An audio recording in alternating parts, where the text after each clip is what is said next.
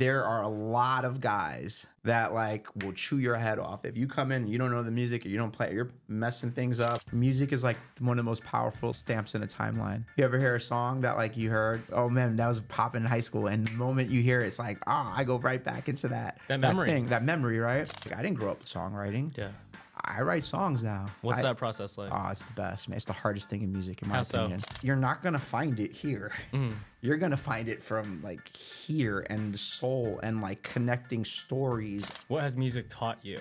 Really diving in and studying and learning and really investing into different aspects of what I do musically. Yeah. And not thinking that like it's gonna work out in 6 months or a year or two. And like the long game is really the play. Dude, in 2019, you wrote this: until we actually do the work to become the person we believe we can be, our goals and dreams are only fantasies.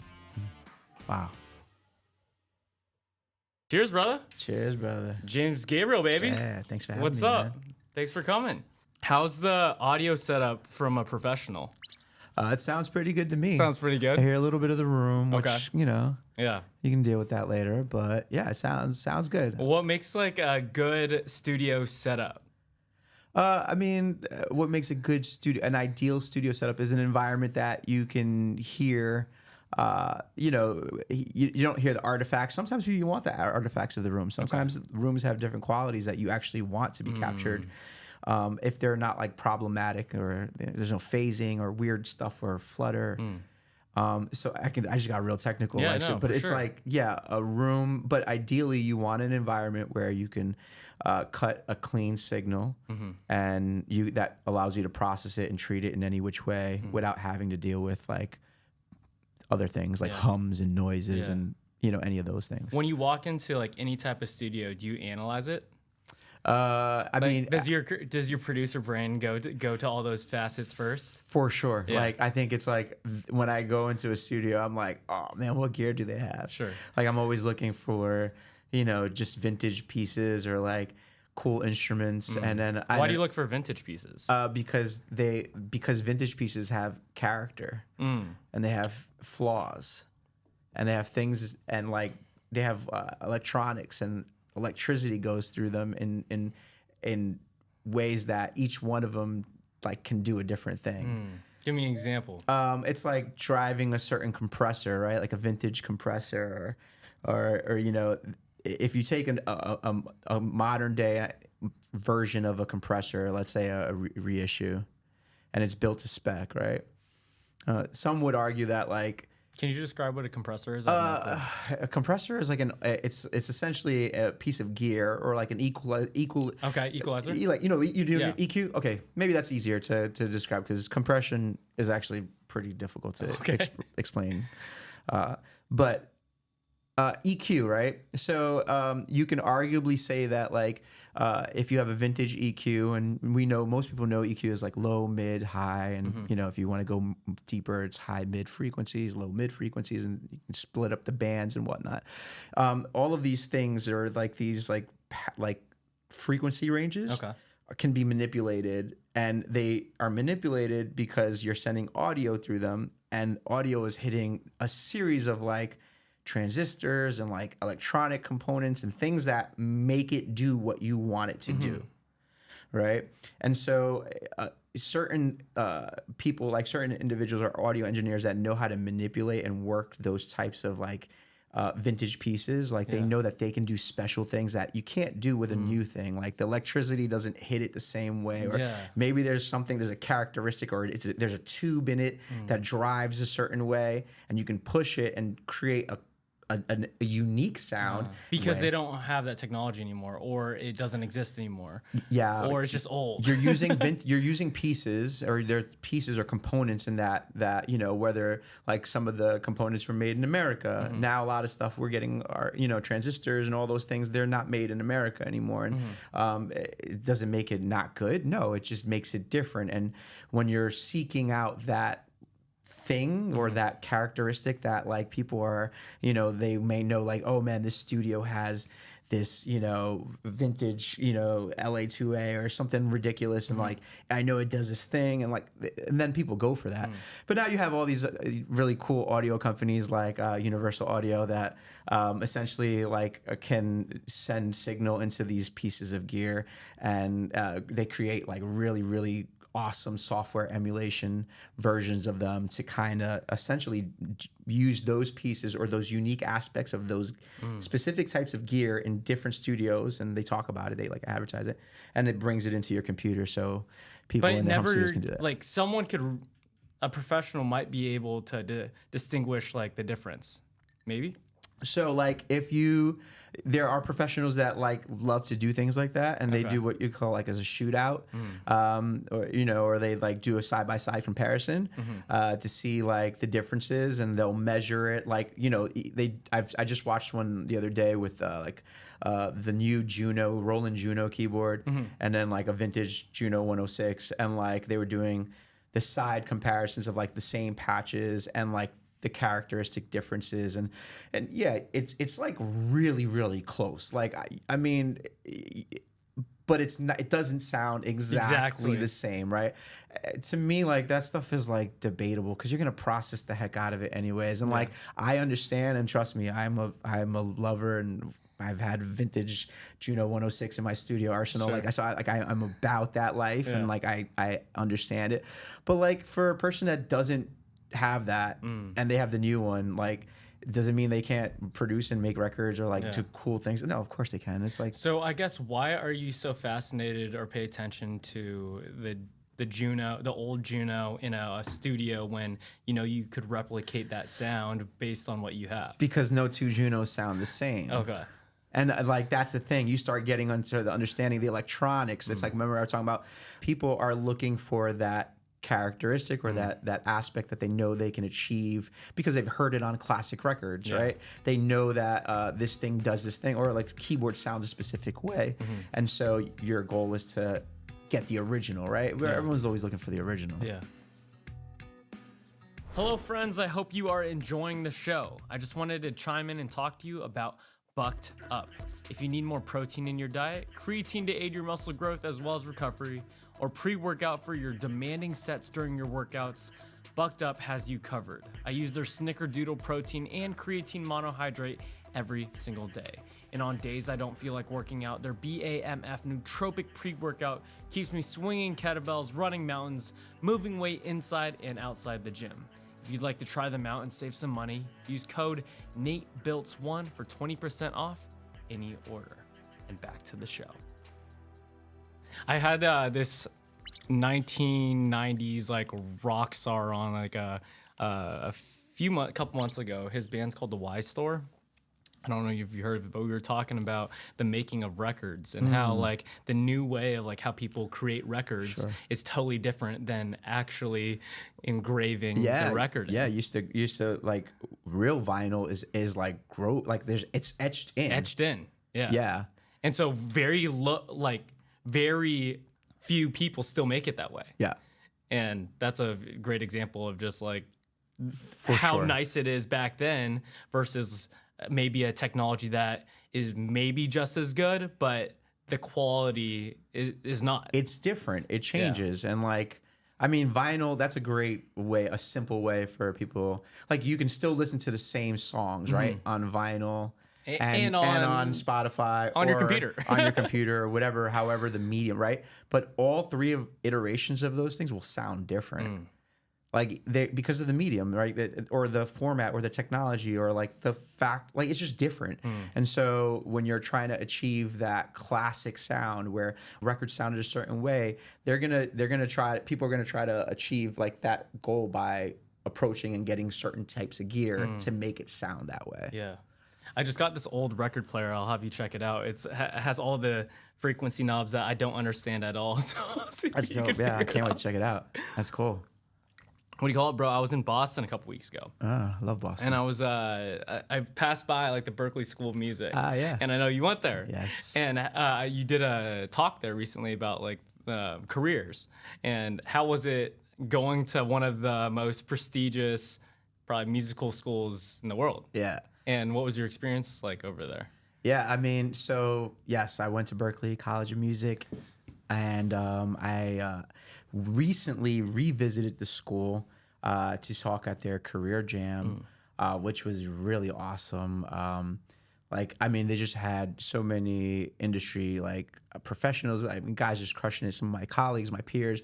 Keynote guy was Donald Glover, so that wasn't terrible. It was cool to see everyone hang, and I love getting to go back now at this point in my career, in my life, to talk to students and like reinvest what I learned, just a couple of years ago when I was there and sat in those seats, and so I'm very grateful that the college and my relationships there are still pretty strong, where they ask for me to come back, and that I love it. I'm so grateful.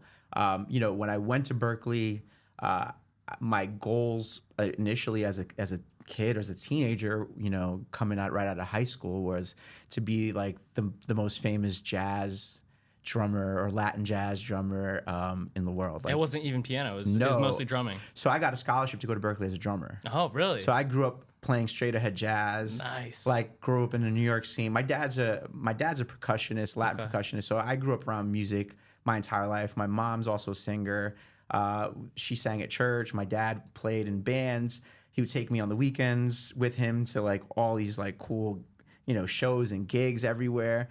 And so music was very much a part of like who I was and my, my upbringing. Like, I just grew up around it, and not just like Latin or jazz, but like so many different genres. My dad was like a massive James Brown head. So like, I remember being a little kid, running around and like to James Brown records and like him playing, the vinyl. Yeah. You know what I mean? Like, and I remember my mom, she had a heavy church background. We all grew up with a heavy church upbringing, I should say. I'm sorry. So a lot of choir music, a lot of gospel music, church music was like very much a part of, like how I absorbed and learned songs. And so, with the jazz came because I think growing up in New York and like, being exposed to like New York City is the jazz capital of the world. I got exposed to like some young cats when I was a teenager. Even before that, I was like, yo, these guys are playing like adults, and they were like 14, 15 years old playing these big band charts that like grown men would play. And I was like, I want to do that. Like, at what age did you observe this? So I started to notice that probably around like 11. Oh, 11. Okay. Like in middle school. I think I went to a concert, a high school jazz concert. Yeah. And I was like blown away. I was like, what the heck? Like, what did you like about jazz? I think that like inherently, like I listened to a lot of music that had soul, right? And like a lot of chord changes. And I think when you look at Latin jazz or Latin music and the patterns, when you look at like gospel music and the chord changes and the structure, I was very much moved by harmony.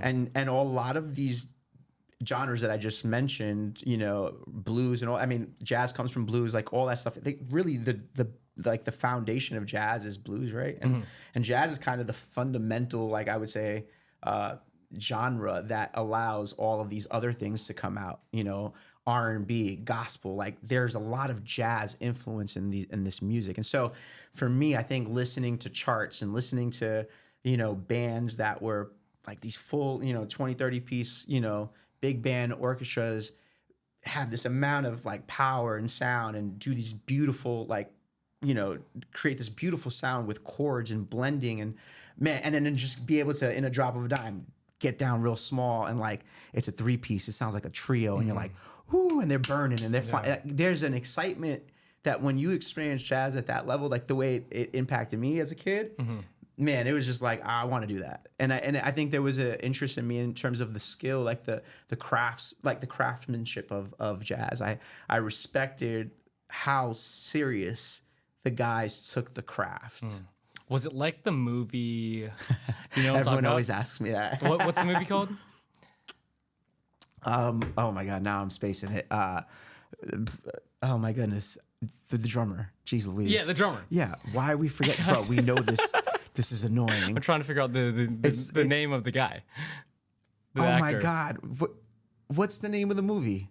I don't know. Do we look it up? Yeah, let's look it up real quick. Oh my, I don't have my phone right this now. is really annoying because like if there's one movie, I'm talking about jazz here, and like it's like there's one movie I should really know about. Before we continue this week's conversation, I just wanted to take a quick moment and talk to you about our friends at Mudwater.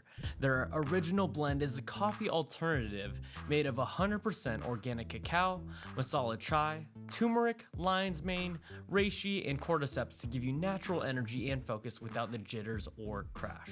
When I know I'm gonna have a long day ahead of me, I mix the Mudwater original blend with some whole milk and a couple drops of honey to elevate my day. In my opinion, it's more flavorful than a chai latte and is better fuel for my body. To elevate your day and get the benefits of coffee without the jitters or crash, click the link below to receive 20% off. And back to the show. I think that movie made me realize the art form of it and how much... Whiplash. There you go. We got it. You won't forget anymore. Yeah, never again. It made me realize because it's super technical. People treat it like a sport and an art form. And it was super, was it militant in that way? So, I mean, that's a very dramatic, right? And like, there are things that like, you know, it's Hollywood, right? They're trying to, you know, do their thing. But yes, there are a lot of guys that like will chew your head off. If you come in, you don't know the music, or you don't play, you're messing things up. And yeah, there are jazz guys, or I should say guys in jazz music, that tend to be a little bit more militant in their approach, and usually like we would call them like a jazz elitist, or like, you know, just kind of like, you know, look down on anything that isn't a certain sound or whatever. And like, yeah, that does exist, and there are people and programs that run that way. I would say it can be a pretty, you know, what I will admit though, what I will say that I love about those types of environment, and like why I think it's important, especially in jazz, is like because the focus level of what you're doing, like the performance aspect, and like really trying to interpret and really like reinterpret these charts that you're reading. And like it's complicated stuff, man. It's not easy. Can you explain, like I grew up playing classical piano a little bit, so I kind of understand how to read music. Very minimal. But for drums, it kind of fucks with my head in the sense of there's no keys, there's no notes per se. Like, how do you read a chart and then play it on the drums? Yeah, so or like, how does it work? Is it like chords for a guitar, or? Well, it depends on what kind of chart. Like if you're looking at like a jazz band chart, usually what it'll say is it'll give you the name of the chart, arranged by who. It'll tell you the time signature, BPMs, kind of where it is. And if it's a swing thing, you'll know it's a swing because it'll tell you. And then they'll just, what they'll do is they'll like literally put like a drum figure sometimes, or not. It's just like slashes, and you know. But what they will do is put hits over the bar. And those hits over the bar are the things that they want the drummer to accent or catch with the band. Or set up for the band. Like it's, so if I see something coming up on the end of 4, 1, 2, 1, 2, 3, right? Like I'm gonna try to set that up and give it so that the band can have a pop, right? Or sometimes it's play the figure, right? Whatever it is, but that's usually like what a big band chart is, and it'll have specific things and tell us where to go when we get to a certain section after the, you know, the soloists go and we're going back to a coda. And like it's important for drummers like to be able to read the music, because you're not like just like playing with the band, you're guiding the band. You and because the that's bass the main player, beat. You and the bass player are the ones holding it down. Like, so you got to be locked in, because you got to set everyone up. You got to set the horn players up. So it's really important, and I loved, you know, like the difference between like reading a jazz chart and then like a concert band chart, which is like notation, and like you're seeing 5-stroke rolls, and like these things have their own symbols, right? And usually like with a snare drum part, they'll put the snare drum part like in like I think like C, right? And like it'll be the rhythms that you have to play according to like whatever the notational value of the rhythmic value of the notation is, right? So there's no tones or anything like that. When you go to like timpani for like orchestral and percussion, you know, you'll see the ranges, and you'll see, okay, well my kettle drum has to be at this range, and this, tuning in order to play along with the band. It has to be in tune. And so those charts are different, and they're in, I think, bass clef, if I remember correctly. It's been years since I've looked at one of those charts. But I grew up learning all of that. That's so different than regular, because I feel like there's a lot of drummers who don't know that aspect of drumming. Yeah, I mean, it depends on how like you were introduced to music, and yeah, a lot of guys don't necessarily know that, but there are a lot of guys that do, or there are a lot of guys that discover it later. Yeah, I remember going to college with some like incredible drummers that were like, I mean, man, they could play around the kit like I had never seen, but they didn't know how to play core and like marching band. And then they got really into that. And it's like, did you do marching band in high school and stuff? I did marching band in high school, but we weren't like that type of, my high school jazz band teacher, who I pretty much owe a lot of the reason why I ended up going to Berkeley. Yeah. I'm still in relationship.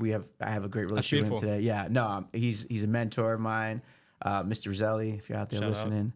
I'm grateful. I had a really cool upbringing when it came to jazz, and he was a real player. Like he was he would say like a jazz cat, right? Yeah. He'd cringe if you heard me say that, because we used to make jokes about people like that. But anyways, long story short, he also, like, part of his job was he had to do marching band, but he didn't like marching band. Like he was like, we're not doing things, we're not walking around. He's like, what we will do is we're gonna play like some like cool shit. Dope, right, exactly. Some dope records, and I'm gonna make sure you guys sound great on the field. And so like he would do things and like set us up in a way that like most jazz, like marching bands are like moving around. Yeah. We'd go in our positions, and then he'd like split us so like we're like this, so the sound would like not hit anyone's back and go straight to the risers. It just sounded a massive. And then we'd play like Earth, Wind, and Fire charts. Ooh, it was like really dope. And like he just was like, let's make it fun. We're not gonna do this, like we weren't competitive like anything, but we sounded like anytime we played, people were like, yo, that band is ridiculous. Yeah. So I was grateful that, although I didn't get to go to like a traditional, and I have friends that have gone to like schools where like high schools. Marching band is like it's just like religion, bro. It's like another thing. I understand that. I can appreciate that wasn't my upbringing, but I can appreciate the way Mr. Roselli handled us. Yeah. I guess at age 11, when you saw this band performer, whoever you saw, were you like, that's what I want to do? And how, from that moment, how did you go about pursuing like that craft? Yeah. No, I didn't want to pursue music. I think partly because everyone said I was going to be a musician. Because your whole family's in it. Yeah, and I loved it. But my dream as a kid, I had two dreams. My first dream was I was going to play for the New York Yankees. Like that was it. Like baseball. Big baseball guy. Bro, I love baseball. And especially as a kid, I was really into it. I was a huge Yankee fan, so I remember Yankees in the 90s, late in like 96, 97. Yeah. 99, I think it was, or I'm probably messing the years up now. It's been some time, but I was like, bro, that was like my life. I played baseball. My dad would take us to practice almost every day after school. We played in the leagues. We played in the winter. We'd go outside, like whatever it was. We were playing catch. My brother and I, our neighborhood friends, like we loved baseball. Yeah. Like that was my dream, to become like a New York Yankee. Yeah. But Dodgers guy now? So Dodgers are my second favorite team. Okay, cool. And the reason why I love the Dodgers is because before the Dodgers were the Los Angeles Dodgers, they were the Brooklyn Dodgers. And I was born in Brooklyn, and my family is from Brooklyn and Lower East Side of Manhattan. Sick. So nice. Yeah. So that's my connection. So what was the transition to be like, I want to pursue music now? So went from baseball player to then I wanted to be a lawyer. I started watching all these movies and like. Did you watch? No, I guess Suits wasn't around. No. This is like I couldn't even tell you. Like it was probably like some whatever my dad was watching at the time or whatever was on TV. Like I just watched these court cases and be like, oh snap, like that's dope. I want to go to court and be able to talk to people like that. And then I also realized like. My dad, as I was growing up, when I would get in trouble, it was always an interesting conversation. It was like a debate. debate, but it was more of a negotiation, right? Like, I'm like, hey, Dad, like, I was always trying to get him to see something from a different angle, right? And you're the smart kid. Yeah, I was trying to just get out of trouble, right? Like, trying to like avoid what was really coming from me.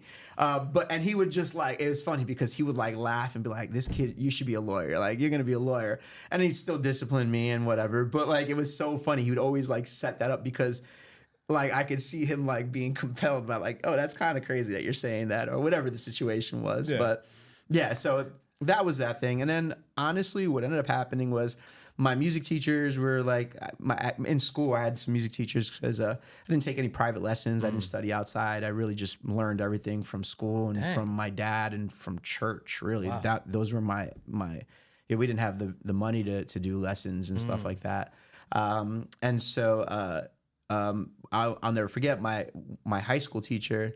One day he looked at me, he said, Morales, what do you want to do? Like, you're 14, you're 15 years old. He says, I see you, you're in this club and you're in this, group and you're doing all these things in school.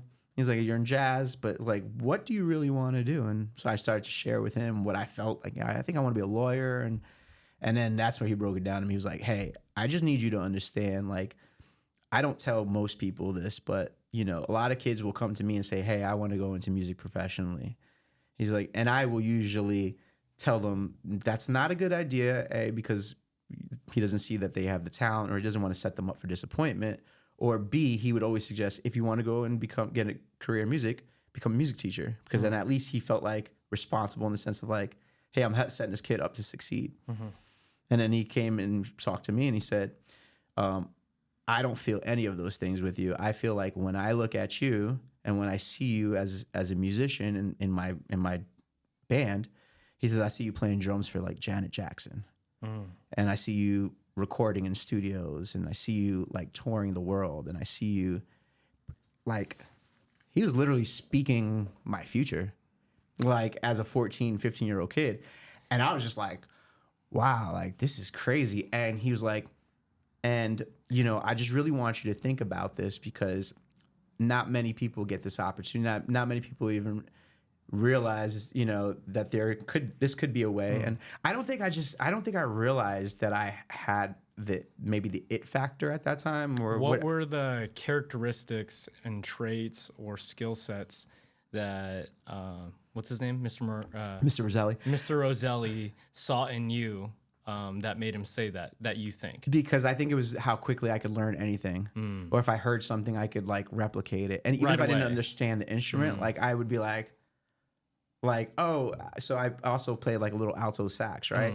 And I remember that's sexy, bro. Anyone who plays sax, bro, I was like, that's sick, bro. Like that, yeah. I'm so thankful that I can learn. I learned how to play that, and I can. But he would do like these like really complicated like lines and stuff like that. And then he would go back into his office, and then while he was in his office, I wouldn't even know he was listening. I would be in another practice room because I'd bring my sax, even though I was playing drums. Bring my sax to school and start trying to learn and copy and play the lines. And he started to realize, like, yo, this kid's he's got an ear. He can pick up things. And my sense of feel, I think I owe that to my father and, like, my Latin percussion and Latin roots, because that stuff is, like, really in my body. I think the reason why I could approach percussion and jazz and the way I did was really because there's something in my blood that connects me deeper. Truly believe that? I truly believe that. Yeah, no question about that. You don't think it was a skill that you developed? No, it is a skill that I developed for sure. But now I think that's what Mr. Roselli was trying to tell me at that time, right? He was trying to say like, hey, people can learn this stuff, but there are certain people that have a natural feel, or they're born with that. He says, I can't teach a kid to feel and play the jazz, the ride progression, or the pattern, right? I can tell them ding, ding, da, ding, ding, da, ding, ding. But when you play it, it feels ding, da, da, da, da, as it dances. And I think that's different. Everyone has a different touch. Everyone has, and yes, to your question, like, or to your point, people can develop and get way better. And I don't think that it's always the people that have it naturally that actually go the furthest. Honestly, I think it's most often you see the people that like don't maybe have it all the way, but work really, really hard to get it. I feel like can sometimes, and some, there are a lot of examples of that, like people succeeding and doing some really cool things, but they weren't necessarily the most, gifted naturally, Yeah. So that's crazy, dude. I guess fast forwarding to like you getting to Berkeley School of Music, actually, what was your reaction to that, to when he said that? You were like, I'm gonna be that now. No. So, man, honestly, it kind of left me in a place. I was like, whoa, this is crazy. I was a kid. I did 14, 15. I had to be like 14, 15 years old. And actually, that afternoon, I went home, and long and behold, when I got home, my dad and mom were home actually at the same time, and they asked to talk to me, and I was like, "Hey, what's going on?" And like, "Hey, we got a call from Mr. Roselli today from your school," and I was like, "What? Like, what the heck?" And he had called them before he spoke to me. Oh shit. To tell him like, "Hey, I really feel differently about your son. I think that he has something that you guys should really consider. I don't usually do this." And I think for my parents, they knew I loved music. I think my dad, he had his own disappointments with music, or like, I don't even say disappointments, but like, he pursued it professionally as a young person as well. And then like life happened and he had to make different choices, and like music at that time wouldn't be a thing that could sustain him and, a new family. Right. And so, my parents never discouraged the idea of me going and pursuing music professionally. I think they were open. I do think that they were concerned about me pursuing a career in music for several reasons, not just financial. I think, you worry about what happens to people out there, kids getting caught up in different things and whatnot. And I think those are valid reasons to understand. I think that any aspect of entertainment is like that, right? Yeah. So you get lost in the sauce a little bit. And I think a parent's concern, that's valid and it's important.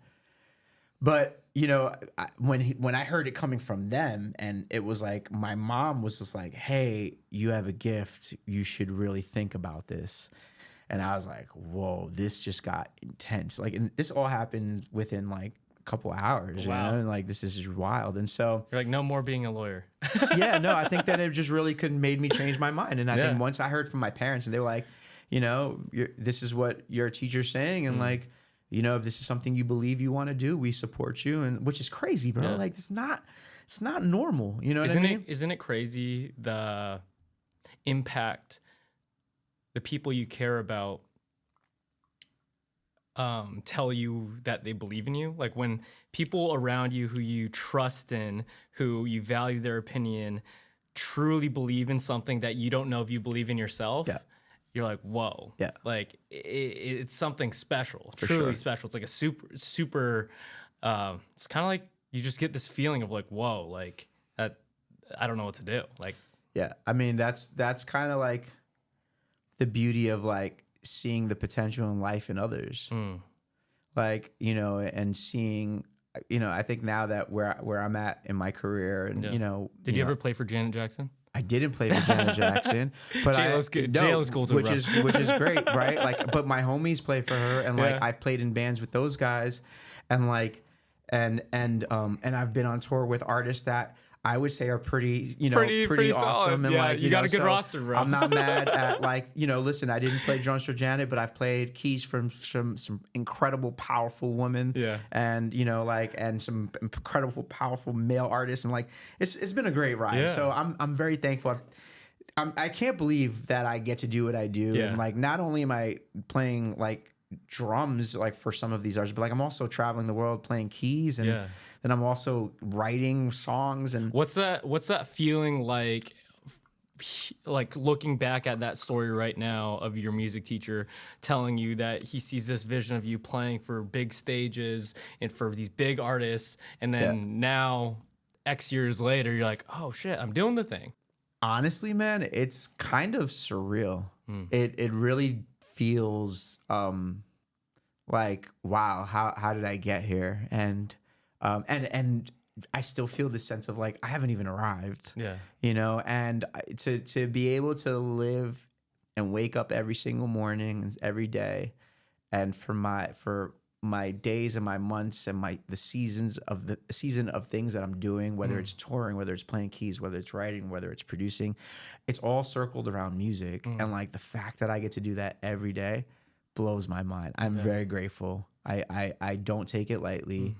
And like I live in a state of gratitude because music is one of the most difficult careers for anyone to navigate through. And I've had some low points too. And, you know, I know what it is to go through and struggle. And I didn't have like, you know, means. I didn't come from means or no one to support me while, you know, I was figuring it out, you know, and I'm not mad at that. I'm actually very thankful that like music has carried me from my youth to through my adult life, and I'm still doing it. What has music taught you? What has music taught? To be patient. How so? Because I think that like you want certain things at certain times in your career, and this is coming from a career perspective, right? I think I've been able to do a number of things in music, whether it's producing artists, writing for TV or film, touring, arranging, music directing, choir directing, vocal producing. I've done a significant amount in the space. And so one of the things is like that I've learned, one of the things I've learned is that like sometimes you feel like you're ready for something or you're ready to take on a next challenge, or you feel like you're at the level where you need to be to make that impact in the industry as whatever that thing is, right? And I've had to learn, and you know, that it's not that way. Like a lot of times this is really like hey, you have to, going back to what we're talking about, the craft, right? Really diving in and studying and learning and really investing into the different aspects of what I do musically, and not thinking that like it's going to work out in 6 months or a year or two, and understanding that the long game is really the play. And like, man, that perspective has really changed my life. Like understanding that like a lot of my friends that I went to school with at Berkeley at the time, they were looking for such quick fixes, or like if it didn't happen within a certain time frame, or if they couldn't do a certain thing because they didn't make it, like they would just quit and move on. Yeah. But the progress, the practice is like what you should enjoy, because then it's always enjoyable. Yes. Yeah. And more recently I've been thinking about like the process and the work and who you're becoming because of it. Yeah. Like, and how is it shaping who you are? And are you becoming like this frustrated musician? Yeah. Or are you allowing like the struggles and the hardships to build your character and become resilient? Like when you switch that perspective in terms of like the goal is not how much money you make or how much fame you get, but the type of person you become by the work that you do, and that's like the win, like then you can continue playing the game for a long period of time. Yeah. Maybe forever. For sure. I think that one of the things I've been learning mostly, and I think I'm spending the time thinking about it from people I respect and I'm listening to, and, you know, whether it's through books or podcasts or, you know, one person in particular who's had a tremendous impact on my life is Erwin McManus, and he talks about character a lot. And I feel like I've been listening and learning and gleaning from that aspect of, you know, who am I becoming in the process, and, you know, what am I doing? And, you know, am I becoming a better person to do good and to change the world through my gifts, or am I making this about me and getting frustrated and, you know, not seeing the opportunities or the value in becoming a better person and building my character through it? Yeah. Are you a lover of making cocktails or work as a career or part-time bartender? If so, mix like a pro with A Bar Above. A Bar Above has the best mixing tools on the market, from shakers and strainers to mallets and ice picks. A Bar Above has you covered with all your cocktail needs. Use code BILTZ, BILTZ, for 10% off any order. Dude, in 2019 you wrote this: until we actually do the work to become the person we believe we can be, our goals and dreams are only fantasies. Wow. You wrote that in 2019. Man. You know, and that really resonated with me, because sometimes you're not ready for that achievement. Right. Like you haven't put in the work to achieve that goal or write that song or get that raise or XYZ. Like, and just the thing that I read recently, or actually I heard from a podcast, is you are rewarded by how useful you are to the world, like your value to the world, to your family, to your friends, to your work. And that was just looking back at it and you saying it right now in 2024. I was like, oh, that's sick. Wow. Man, that's amazing. I'm really grateful that you found that. And, yeah, I really do believe it. Like, you have to put in the work. You got to do the hard work. And, I just, again, we look at the people we love and respect and like we admire them and we wonder, how did they get here? Why did they get there? I mean, when you watch like documentaries like The Last Dance, right? And you see Michael Jordan, everything he went through to become who he was, or you think about Kobe Bryant and Mamba mentality, and it's just like the relentlessness of and the pursuit of like becoming excellent. Some people really, look, music is subjective. And it's an art. And, I understand that, like, you can approach it in so many different angles. But I still think that even the simplest of music that's effective, that captures, like, a variety, like, or a massive audience, may not be, like, the most super complicated thing in the world. But, like, I personally believe there's got to be something done in excellence for it to have an impact, something along the way, and I don't know, and I can't, we can debate that for different songs, right? But I really do believe that like what comes to the top usually and lasts, right? And stays is something that has a tremendous value. And I believe there's an excellence put into it.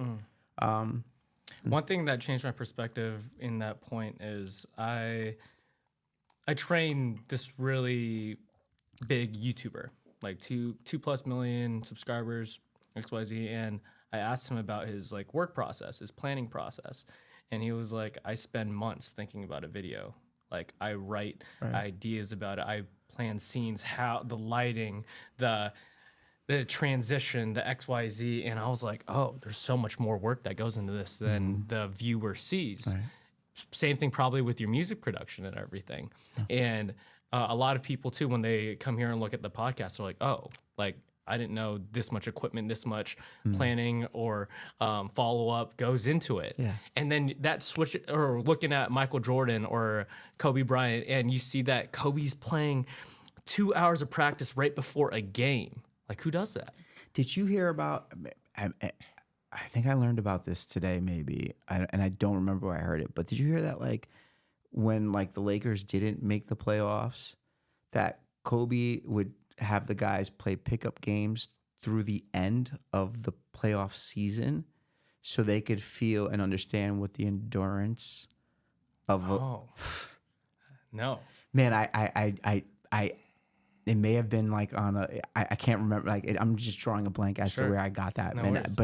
And hopefully we can verify that, where that came from but I remember hearing that like within the last 2 days, that he would actually challenge a team to be like, no, we're going to play pickup games and play through it. Why? Because endurance, right? He's like, next year we're going all the way. Like, just that mindset, right? Most people feel like, I missed it. I didn't make it.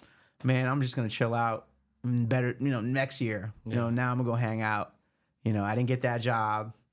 I didn't get that. They didn't call me for that gig, for that acting thing, right? Whatever it is, like, man, I'm just going to go hang out. It's like, no, that's not the perspective. It's like, no, I got to go and hit it harder. I got to double down, triple down, which is hard to do, man. That mentality is hard to It's so hard. By. And man, I'll be honest. There have been seasons in my life where I've had that mindset and that mentality, and there have been seasons in my life where I didn't have the mental toughness for whatever was going on, whatever to do that. But I do believe that at my core and at my essence, that's who I am. And so it's great to like, understand that like that still is that's a thing that works, man. In those seasons where you are down, in those seasons where you don't know what's happening next or what the next gig was at the time, like how did you play during your end of your season when you didn't make it? Like, using your Kobe Bryant analogy, playing the playoffs when you weren't in the playoffs, continuing to play until you finally made it to the playoffs next year. I think it's also because of, again, where I am in life. And so like when you're asking me about like, hey, what happens? What does it look like when that ends? So for instance, like when I'm touring, I'm on the road. Yeah. But the moment I'm off the road, I'm back in the studio like the day after, and I'm scheduling my team and my management and we're scheduling sessions. Yeah. And we're working, and I'm like, I'm not gonna wait for the next gig. Like there are things that I need to do in the meantime. And when the next show or the next lineup comes up, if it comes, that's great. If it doesn't, it's all good because I'm still investing into this other aspect of my career that like is growing and flourishing. And I feel like in one way or another, they all inform each other and like help leverage opportunities on both sides. Interlocked. They all are, man. It's all connected. For, I guess, your dream of becoming the jazz, is it called a drummer? What do they call it? I wanted to become like a world famous jazz drummer or drummer just in general. Yeah. And now I guess you're a producer, you're a songwriter. you play the keys now. It's clearly not that. And it's transitioned in such a beautiful way that clearly you're excited to work every single day. I guess how did that transition happen? Like, did it happen at school to where you're like, oh, I'm going to get into this and into this avenue?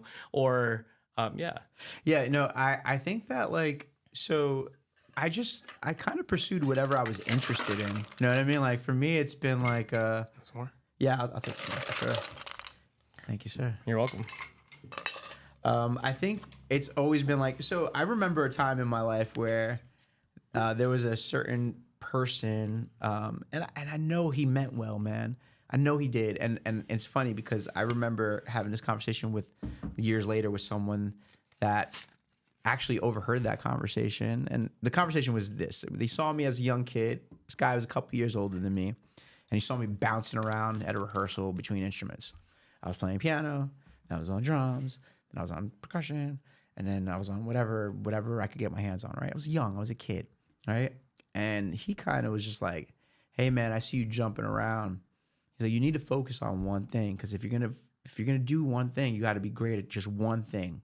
Don't spread yourself around, like you're never gonna be great. And man, I'll be honest with you, like it kind of impacted me. I was like, oh man, so like I can't be interested in playing piano.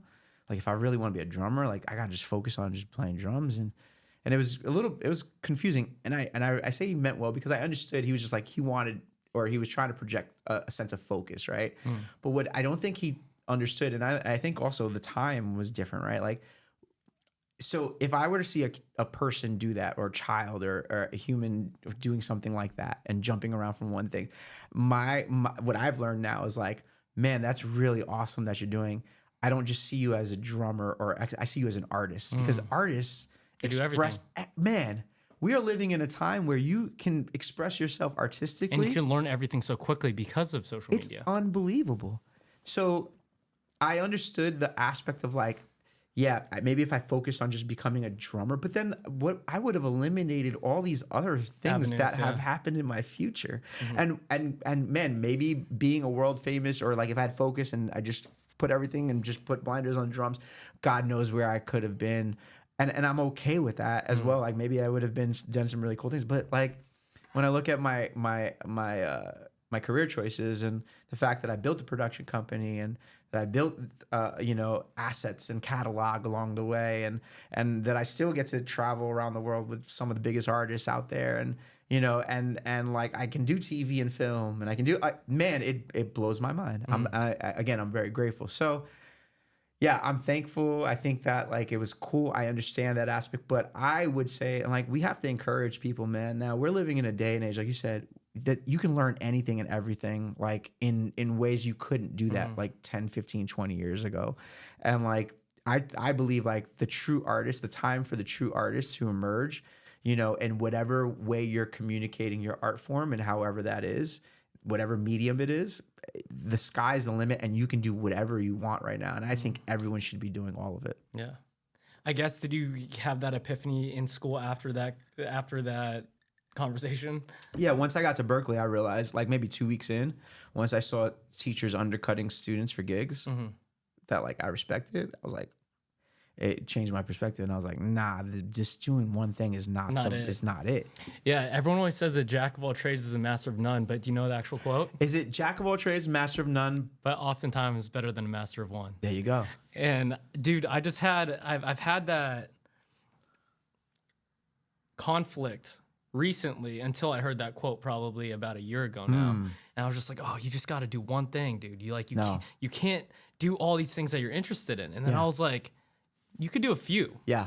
And you could get good at a few. Yes. And they all it's cross training. Yeah. You know? Yeah. It's like, you don't realize for me that I knew bartending, podcasting, and personal training, like all of it kind of worked together for me. That's my art form. Like I met this guy at a bar and I talked to him about cocktails. We talked about history. Then I had him on a podcast and then he ended up being my client. Wow. And I was like, whoa, that kind of worked all together. For sure. You know, and for so many years, I felt bad about it because I've had many people tell me like, bro, you got to focus on one thing.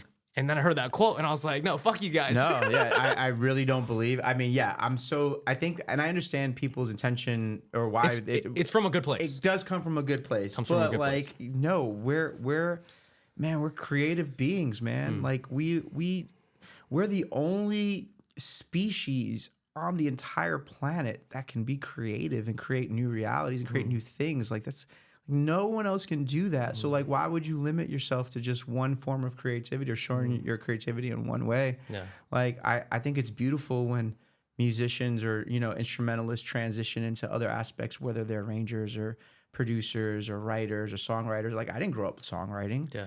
I write songs now. What's that process like? Oh, it's the best, man. It's the hardest thing in music, in my opinion. Because, and I'll say this like as an example, you're trying, like when you're writing a song, right? And let's just say like love is the concept you're trying to say.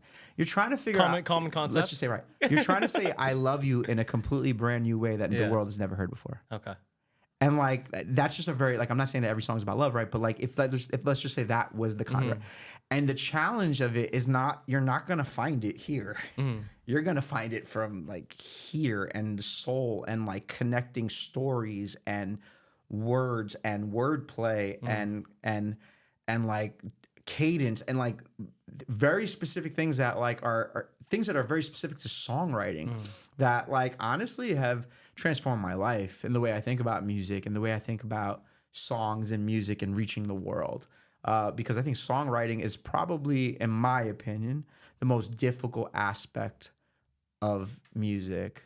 I think a lot of people can learn how to be, can have virtuosity and can play and can sing really well. I think those things are a lot easier. And I'm not saying they're easy. But I think that you can work muscles to do certain things. You could hit the notes. You can play the chords, you can play the lines, whatever.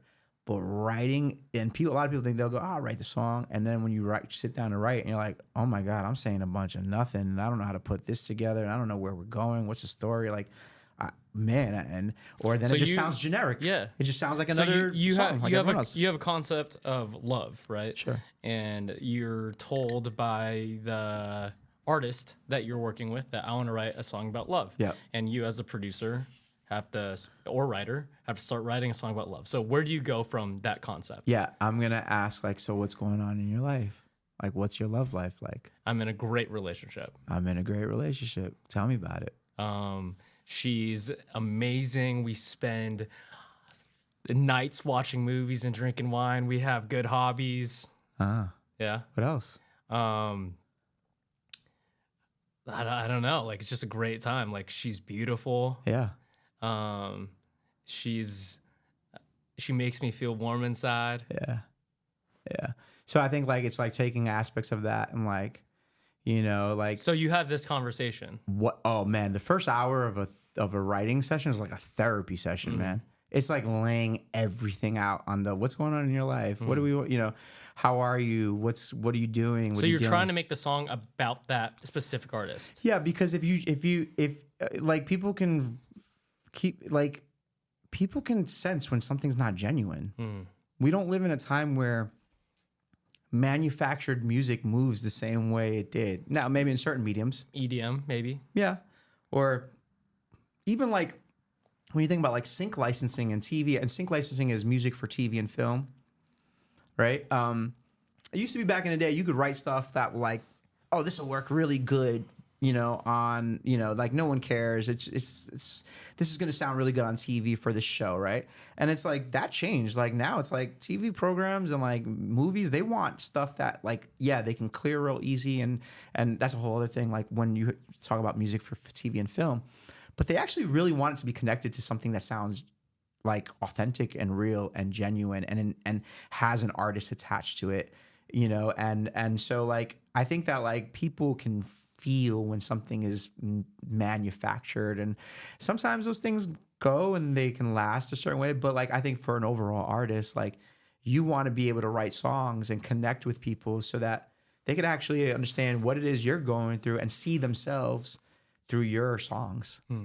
That's I think the thing, man. Like you're connecting people to their stories, not necessarily yours. I think the most powerful songs are the songs that people sing that others can see themselves through. Yeah, I think my favorite artists are singer-songwriters. Like I really like Ed Sheeran. I like John Mayer. My favorite artist right now is Noah Kahan. Yeah. And it's because they paint a picture of their story that I've lived. Yeah. Yes. And it's not that it's the best vocal. I'm living it. I'm living the lyrics. You're seeing your life through their words and their melody, and it gives you it makes you feel a certain thing, and that's what makes you connect to the artist. If you couldn't experience it, or if you didn't experience that with them, then you wouldn't care. It didn't matter how good they sang. Like I'm a firm believer. Like people connect to how they see themselves through you, or maybe they imagine or want to like, man, I wish I was like, I wish I could write or think like, or live that life, or they want to like, be inspired and see, again, I think it's see themselves through you or connect to your music. And like, I always say like, music is like one of the most powerful like stamps in a timeline. You ever hear a song that like you heard like, oh man, that was popping in high school, and the moment you hear it, it's like, I go right back into that memory, right? It's like one of the you hear it and I was at that place. Yeah. I was with that girl, or I was with... You remember the first time you heard the song. Yeah. You remember what it did, where you were at, who you were with. It's like one of the most magical timestamps in our timeline. Yeah. Because there aren't very many things that really can do that for you. You smell, certain things. Oh man, I smell it. Man, it reminds me of. But that doesn't really happen as often. Or geographic location, like you're actually in that place. You're like, I did this here. Like when you go back to your old high school or hometown. Sure. But even, you ever notice like those things feel different? They change because you're like, it's not. Oh man, that looks small. There's a new building there. Do you ever feel like that when you hear a song? No.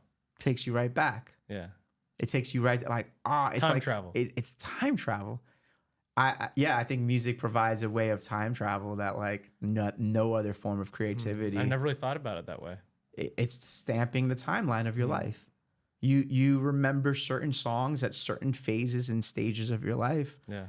And you carry them. It's crazy that like as a grown adult, there are sometimes songs that like I haven't thought about since I was 5, 6, 7 years old. Yeah.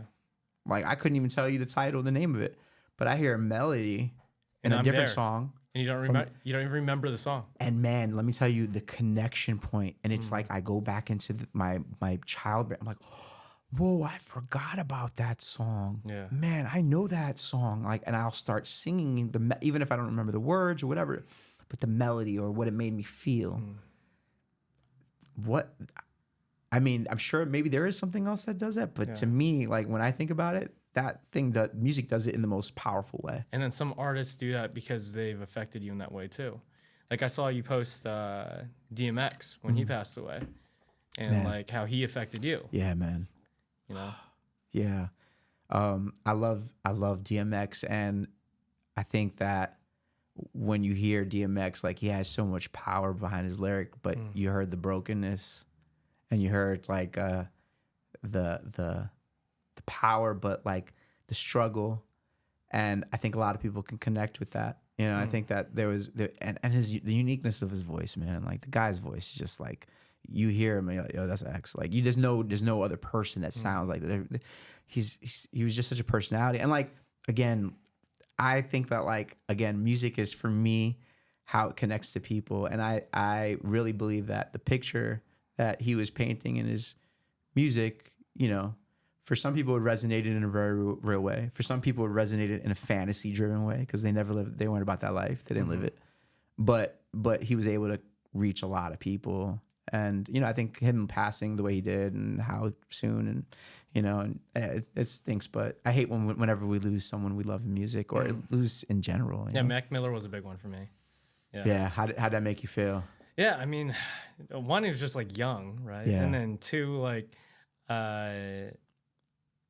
again, like it took me back to certain times that I listened to that music and I was like, made me feel young. Or there's a specific song that he wrote about his mom, I'll Be There. And I was like, oh, like that's hits too. He hit a lot of different mediums. Like he was a very diverse musician. Yeah.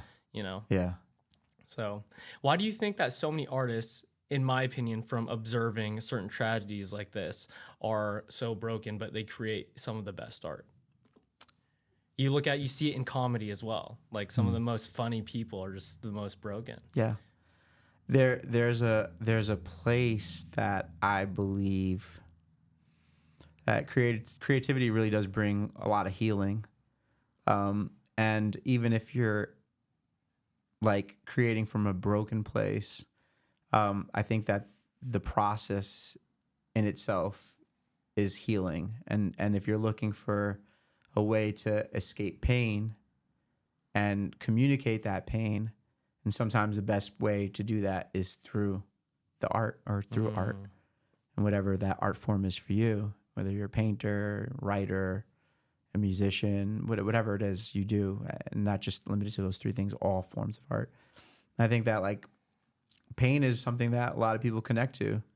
And I feel like everyone experiences pain. That's one feeling in life that everyone will experience. Yeah, pain and disappointment. I mean, life is hard for any and everyone, and for certain people it's harder than others, and certain people have it better than others, and you know that's subjective, right? You can say, right, but we all have some. The human experience, you know, isn't without pain. Like no one goes through the human experience without pain, and so I think that like we, in our pain, can share our sufferings, right, and like connect with each other, and it resonates, right, and hopefully you move from that level of pain to healing to growth, right? I think that's the demise of certain artists, where they just like, man, if I'm not messed up and I'm not going through it, like I can't write. It's like I don't really believe that anymore. Yeah. And I think that like, you know, we want to see people grow. I love, man, one of my favorite people to follow on social media is Mike Posner. It's like, his journey is crazy. Bro. From I took a pill in Ibiza to growing his hair out, selling his shit, walking across the United States. But you see growth, right? And you see him searching, and you see him like, he doesn't want to stay in that artist, like, man, I just got to be messed up and make music and like that. It's like, no, we can move past that. What are songs about like beautiful relationships look like? Like, not on some like, you did this to me and the situationship, and like, I'm not saying that those things aren't great. Like we need, there's value in some of these. I'm not hating on any of that, but like as an artist, how are you? Where are you growing? Where are you growing and where are you going? Right? Like you can't talk about the same stuff all the time and being broken. Like I believe that like, man, if you're broken, communicate that, connect with people, but then like, what are we doing about that? Yeah, you know. And how can we elevate the art and elevate people's perspective and like encourage and bring new life to what we're doing and new life to people so that they can grow into a different place of life as well. I think Mike Posner had that epiphany when Avicii died. Yeah. Because that was a good friend, young, he was broken, and then his dad died as well. Yeah. And you're like, yo, like this life is short. It is. And I don't want to be writing music about taking a pill in Ibiza anymore. Yeah. You know? Yeah. I think about this this passage is tomorrow's not promised, right? And when you see guys like that living and pursuing like a change and making radical change, and to like how that impacts so many people, man, I wish Mac Miller got to that. And I'm not like I can't talk into, you know, specific like situations, like I don't know, but like I wish we had more people healing and not taking their lives because of things that are, you know, they're struggling with silently. And, you know, I can appreciate an artist that shows progression and growth, and I wish that more artists could experience that. And I don't think we have to go through like the stay depressed. And I know depression is definitely a difficult thing. And, you know, as an artist, you know, I struggle with depression. I've dealt with depression at different points in my life, right?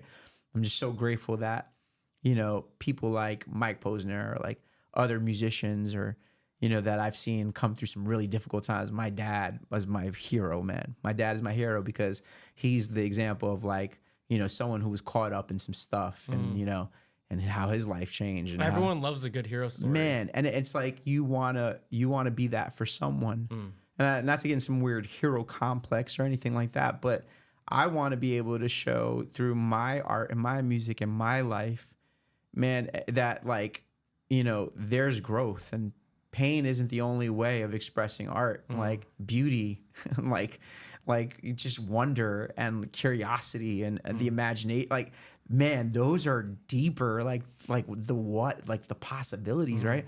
And tapping into that is something that I feel is more powerful than just tapping into pain. I don't think you can do one without the other. I think you need both. I think you need to have the pain to understand what the bliss and the experience and the imagination, the curiosity is. I think they go both hand in hand in the human experience. I think the pain is easier to stay in because it's known. You could talk about it. You could talk about the heartbreak. You could talk about the pain. The curiosity is unknown.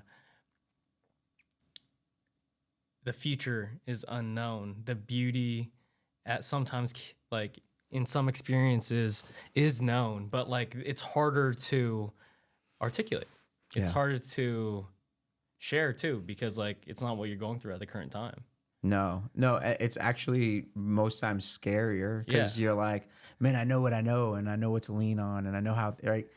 And that's what people get anxious about too, right? A lot of people talk about like depression as living in the past and anxiety as living in the future. You don't know what's going to happen. Right. When we're really supposed to be present and do the best with what we have right now in this moment. Yeah. And like what we do in this moment informs the future. It's tricky, man. Like I think we all deal with it and battle with it in different ways. You know, I can't say like I've always been this way and I've always thought this way. And again, I think there have been seasons of my life where I have, and there have been seasons of my life where maybe I went through something that I felt defeated, and, you know, it changed my perspective on things. And, you know, I no longer looked at, you know, the things that I was a part of with the same enthusiasm, or maybe I lost hope in some dreams. And, you know, maybe I thought like, man, am I being like delusional? And like, and then something happens that you're like, whoa, that's kind of crazy. Like I didn't imagine something like that could or would, because I took a risk or a chance, or I put myself in a position that was uncomfortable, even though I may have felt like, it's not going to work out. And it does. And then it just opens and creates a new possibility. And then I'm like, whoa, this is great. And so I feel like I've had enough of those in my back pocket. Yeah. Meaning like there are certain benchmarks that I can always go back to. And like when I felt like, maybe I shouldn't be doing it gives me confidence. Yeah. And I'm like, nah, I got this. We got to go to the next level. Yeah. We got to keep pushing, keep pursuing, keep striking. Yeah. I heard this quote the other day as well. Like, confidence is having an undeniable stack of proof that shows who you say you are. It's not preaching affirmations in the mirror. It's not saying like, oh, I'm going to get this, I'm going to do this thing. It's like, oh, I could pull out that proof out of my pocket, put it on the table. Yeah. Like, oh, this is it. Yeah. This is the possibilities, and this can happen again. Right. Yeah. Right. And I feel like confidence is usually like, you know, man, some of the most confident people I admire are the most disciplined people. Like confidence without discipline, it really, it's probably just truly arrogance at that. Discipline's everything. Yeah, dude. discipline's as a trainer, Yeah.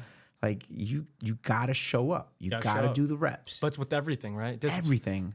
Do you know who Jocko Willink is? Jocko Willink? No, why? He's a Navy SEAL. And Okay. he's a really good businessman now. But he has this saying that discipline equals freedom. Discipline in the gym gives you freedom of your body. Right. Discipline of alcohol and drugs give you freedom of the mind. Discipline of money gives you financial freedom. Wow. It's great. And I love that. discipline in your art allows you to create better art. Like discipline's everything. That's good, man. You know? I love that. I mean, the Navy SEALs guys.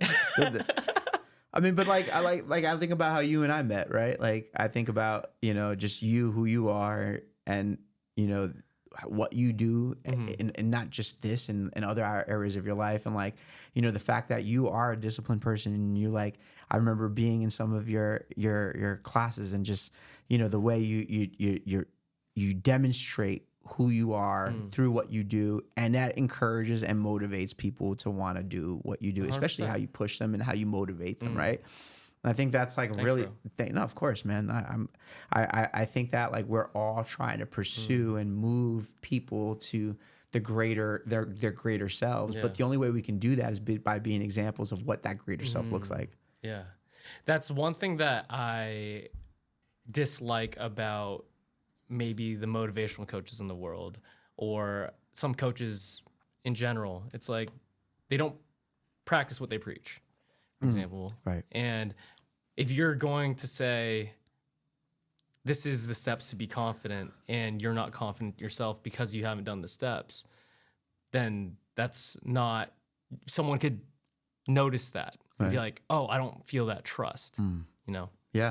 Yeah. No, I think, again, I think that like, the self-help community is awesome. And there are a lot of people that are doing some really amazing, incredible things. And, I listen to a bunch of guys, but again, the ones that resonate with me are the ones that are like really about it and doing the work, and they have the discipline, and it shows up in areas of their lives. And like, if they're not doing it, then it wouldn't show up, What does creativity what does creativity do for you? You said like these creative outlets for these broken people are used as healing.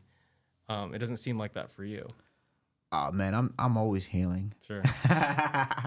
I'm always healing. I really believe that sometimes, even when I'm playing, and sometimes if I'm just even playing like a piano thing, and someone comes in like, oh man, it's so beautiful, and I'm like, man, there's a lot of pain in that. Yeah.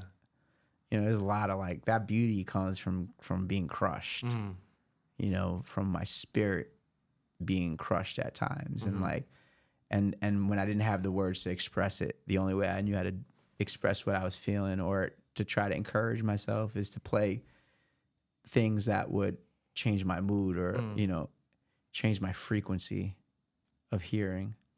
Like, so I'm healing every time I touch an instrument. Yeah. I need to. I think healing is a lifelong process. What else does creativity do for you? It allows me to connect to people. I meet incredible people all over the world, work with incredible people all over the world, because I get to be creative. Yeah. There's a lot of people who are creative who don't get those opportunities, though. There are. What makes you stand out from those people? Man, I don't know. That's a question. I really believe that I'm moved by faith. I am deeply moved by faith, and I think that what I've learned in my life in pursuing maybe some dreams or fantasies is like, where most people are like, oh, this is a dream, is like every time I've inched and moved in faith, and it's not always worked out, right? But something always works out. Like, it always works out. I've really realized that whenever I put my foot forward, and when it didn't make sense or whatever, somehow or another, man, it always works out. And I think that there's a deep connection. Like I do believe that certain people, and I think that I do possess this. I do feel like I'm connected in a sense that I can sense and hear and feel a direction. And maybe I don't see it, maybe it's not clear, but like I'm always okay with like stepping into it and leaning into it and seeing what happens. And I don't know if it's what makes me different. I don't think I'm the most talented. I don't think I'm the most gifted person. I don't think I'm the most intelligent. I don't think any of those things. I think I'm just willing to take a risk. I think I'm willing to step in and see what happens. Yeah. And there are a lot of people that do that as well. Mm-hmm. And it doesn't work out. But there are a lot of people that don't. And there's a lot of people who say, like, I'm going to start writing a song. I'm going to start a podcast. I'm going to start networking. Right. I'm going to start working at that job to meet these people. Right. And they say it for so many years and nothing happens. Yeah. Taking the risk to write that song, to move out to LA a few years ago, right? Yeah. To start this podcast, to, Right. you know, like these are hard decisions. Right. And ultimately, in my opinion, your life is just made by the so many difficult decisions that you have. Totally. You know? Totally.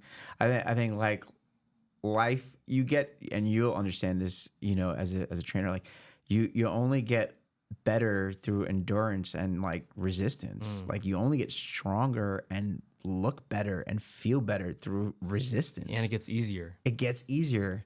Pain is a part of it. You gotta work through the pain. It's hard because I know we live in a very different society where, you know, mental toughness is like not like a popular thing. I think where people are just like, I just can't, you know. And like I don't think it's popular because life is so easy compared to our past family members. Right.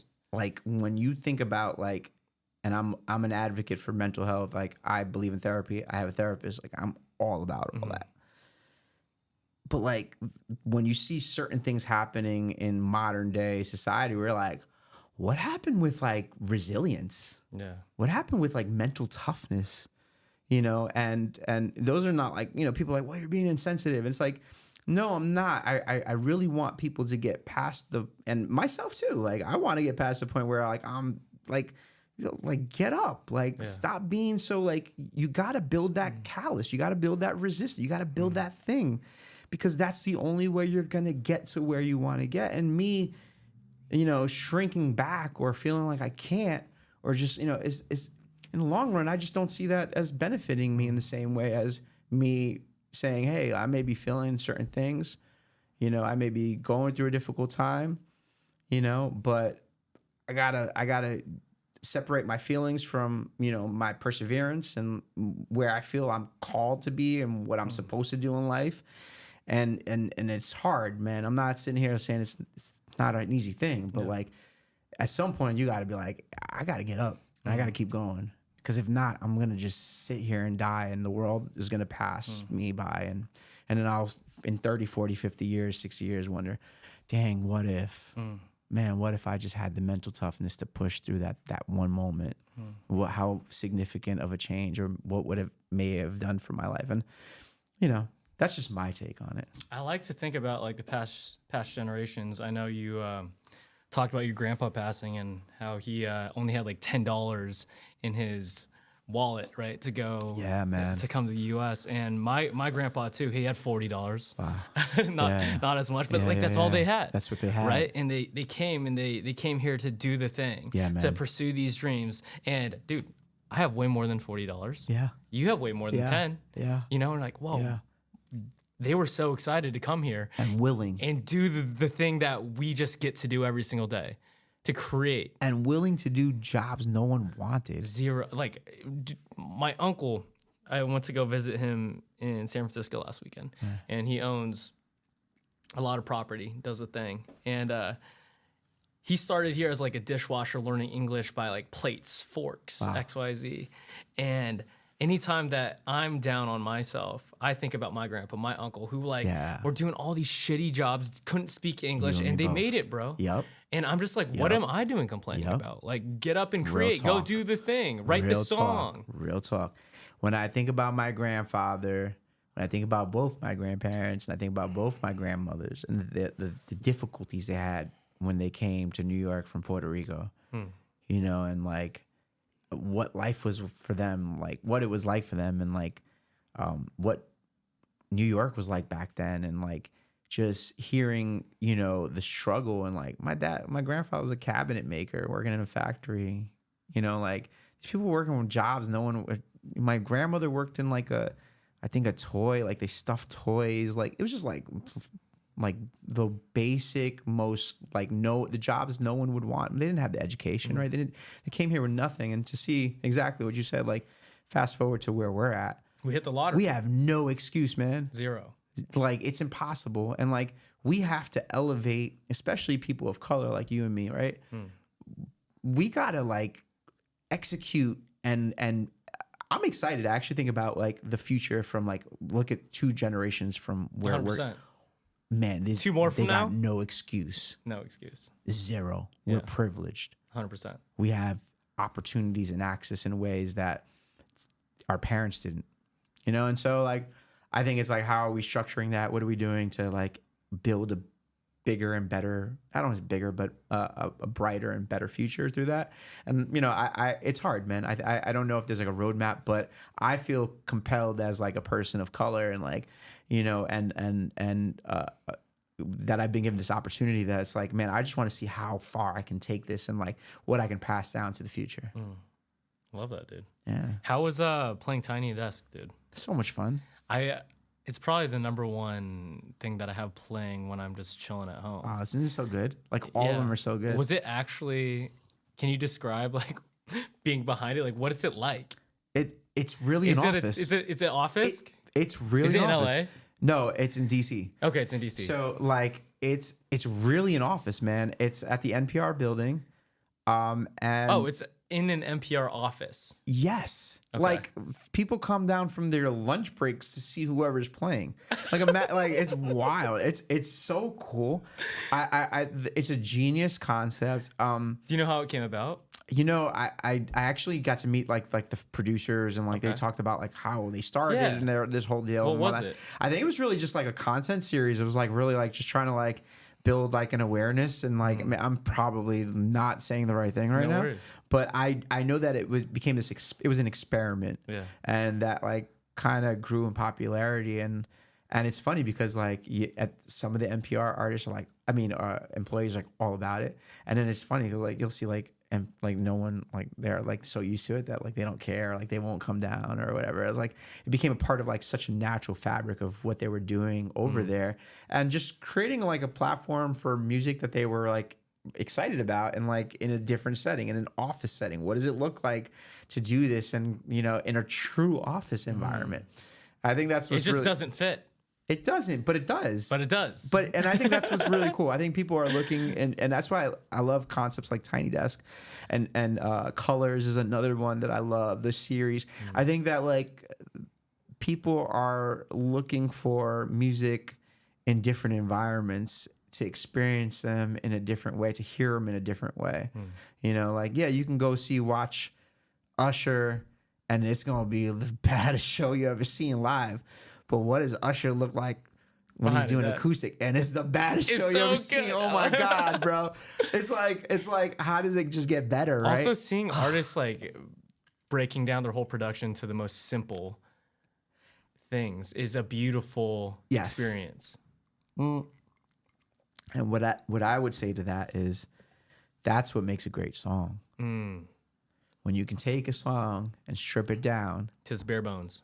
And it still connects, that's a great song. You're not breaking down WAP acoustically. There's no magic around it. There's nothing, you know, shining and making it. It's like, it's the song. And like, that's the hardest part of, again, I go back, that's the hardest part of music, writing music and songs that connect with people in a way that like, it doesn't matter how you hear it. It doesn't matter what version you hear of it. My friend, Jesse McCartney, he wrote with Ryan Tedder that song "Bleeding Love," right? And right now, an artist named Carol G. She's massive. She's huge. Actually, I have friends on her team, but like she did an interpolation of "Bleeding Love," and it's in Spanish. bro, and the way people connect to it, like I don't care. Especially the Latino community, probably. And I don't even think people some know the Leona Lewis version, but like some don't. But it doesn't matter. The song is great. It's a great song. It worked back there. It connects with people, and like it's moving in a completely different genre and connecting to people in a brand new way. And like that's why I'm like, songs are the thing, man. Yeah, there's some songs that are timeless for sure. I was listening to I think it was like a Billy Joel song, but some country singer was singing it, and I didn't realize it was the same song. Yeah. And I was like, whoa. Yeah. Like, that's crazy. Yeah. I mean, man, it's not, it's Dolly Parton. Dolly Parton wrote I Will Always Love You, right? It was a country like version demo, and Whitney Houston sang it the way she did and made it her own, right? Yeah. The song was a great song. It didn't matter that it was a country or whatever. Like the lyric, the connection, the melody, didn't matter the genre. Like now, I'm not trying to take away from Whitney Houston. That's a sound and a voice that, you know, is, I mean, the God gave her that voice, right? Like, and it connects to people. And like, I think that like if Dolly Parton had put out that song, would it have been big? Maybe have been big. But it was like, it was a great song and it connected. And I didn't know Dolly Parton wrote it. Yes, sir. That's beautiful. That's crazy. Yes, sir. Everyone loves Dolly Parton. There's some artists that like just like everyone loves. Like Snoop Dogg. Come on, man. No one hates Snoop Dogg. No one hates Dolly Parton. And why does Snoop Dogg have so much merch everywhere? Like his name's on everything. Dude, he's on Trader Joe's wine now, bro. Literally, I'm like, how did I go to Trader Joe's and I see this guy on wine bottles? I'm like, know. My guy, I ain't mad at you. The marketing's insane. The branding, he figured it out, man. Yeah. I love that. That's incredible. Yeah, personal branding's like a big thing. Speaking of like, what is the 11? So the 11 is my production company that I co-founded with my brother. Okay. And we started in New York back in 2011. Ironically, it's not the reason why we chose the name the 11. Actually, the name comes from like a deeper place. When we first started the 11, it was a group of us. It wasn't just my brother and I. It was 4 guys. Okay. I thought it was gonna be 11. No, right? That's what everyone used to think. Like, oh, there's so wait, when you have a session, a lot of people, 11 guys showing up. Yeah. And so we were talking about starting a production team. It was during a time where a lot of producers were leaving New York to move to LA, and being born and bred New Yorkers, we were like, nah, bump that. We're gonna be tried and true to the end. We're New Yorkers. This is home. This is where we're gonna be. And so we wanted a name as a producer team that would identify, you know, us as those guys, New York City based producer team, right? Yeah. And so I'm grateful that the name didn't just stay there, like it actually transcended, because when we were at one of our boys' houses and we're like thinking about names, I was actually looking through a dictionary and like Webster's dictionary, and I saw the 9, and I was like, oh, that's cool, the 9, like the chord tension and like a chord scale, not connecting it to like a name for us, but I was like, oh, that's cool. There's something about the number that not, and then my boy, who was a DJ, he was like, what about like the 11, like Ocean's 11? Oh. And I was like, that's fire. Like, I was like, that's so me being who I am, like I always want to find like a deeper meaning to something or deeper significance and whatnot. And so I, in that moment, just went on Google and just like the meanings of 11, like what does it mean? And like, you know, from like all aspects, you know, I was just interested. And so one of the coolest things that I found when I was looking it up, it was like the 11 is like man's greatest effort with divine force on it and like creativity. It all represented creativity. The number 11, yeah, it's a very creative number. Like, and it represented man's greatest effort. I found a translation or something that said man's greatest effort with divine providence or something on it. And I was like, oh, that's cool. Like, you know, we're putting our work in, we're doing our thing, but like we know that we have, you know, a higher power. We have God working on our, you know, like we're those people. And like, you know, not even like we were trying to make it a spiritual thing. I don't think it was that. It was really more about like, it was just like that was cool for what it was. But what I think really sold it over the top is as I'm digging and I'm looking more and more and I see creativity and all these things. And then I was like, and it says New York State was the 11th state to the union. I was like, this is it. I was like, not only does it embody creativity, not only does it embody like group effort, right? You collective, effort and influence and force, right? Or power, I would say.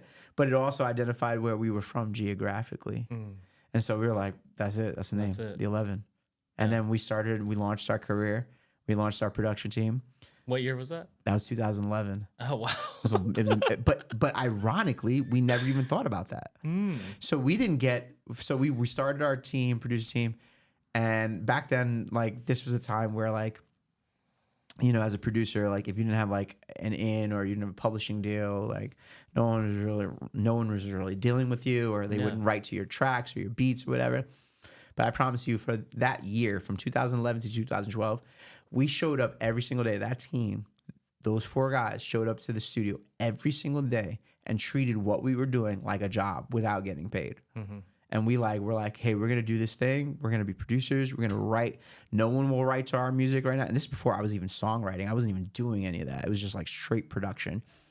But we're gonna do this, and we're gonna show up every day, and we're gonna like make something happen. I don't know how it's gonna happen, but we're gonna do it. So we did that. Maybe I would say like 4, 5, 6 months in, we had built like a catalog of a bunch of tracks and like really great sounding things that I was sending out to all my LA friends at the time, being in New York. Yeah. And all my LA friends were like ignoring it. Like no one was paying attention to it. They're like, because I wasn't on the in, I wasn't on the inside, but I knew that the quality of music was like phenomenal. I knew that based on your experience with music in general, based on what I was listening to and knowing that I can trust my ear. Like I know, like I hear this, you got a good ear. Like this is like I'm trying to figure out the difference, right? The difference is I'm in room, they're in rooms I'm not, and they're just in rooms I'm not. Like, they're not doing anything I can't do or my team can't do, right? And so we just kind of executed and worked, and we just pushed forward and fast forward. So maybe like 4 or 5 months into the process, my college buddy, who is now my current day manager and my best friend, his name's Niels. We went to college together, and he happened to be in New York because an artist group that he was working and actually had broken, they were doing SNL. And so he was like, hey, man, I'm in New York. Do you want to meet up for drinks at the MoMA? And I was like, beautiful. Let's get up. Let's hang out. Let's catch up.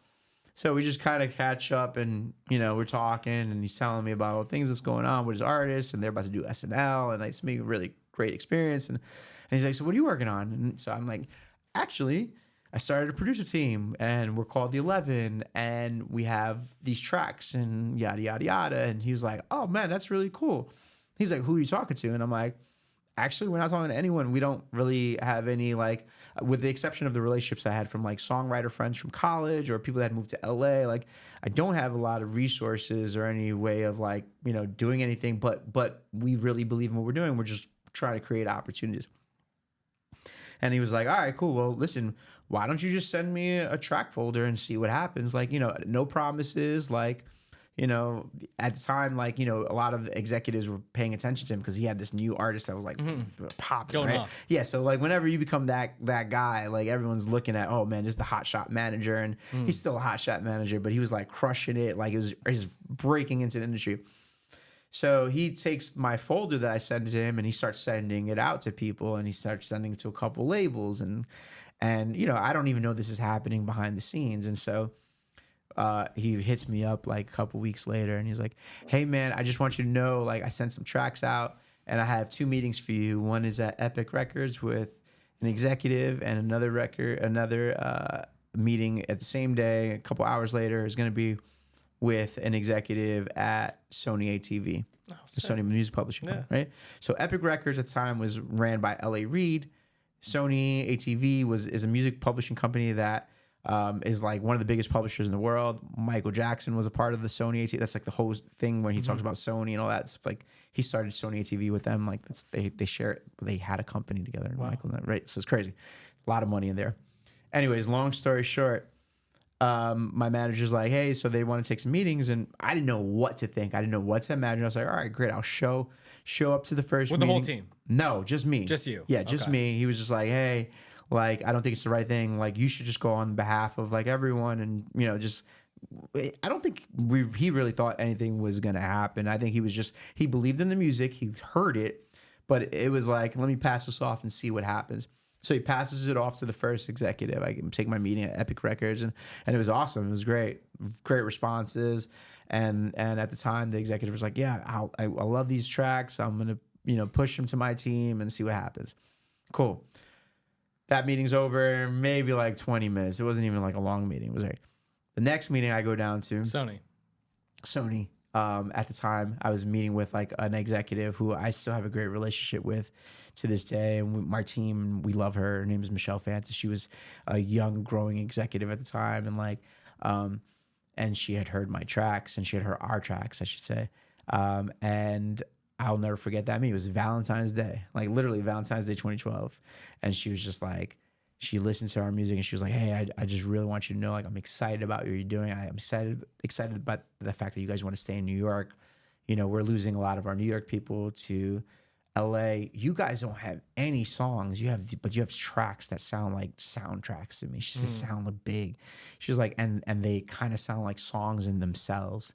She's like, and if you're comfortable with this, and this is like after we're meeting and talking, she had already known my music.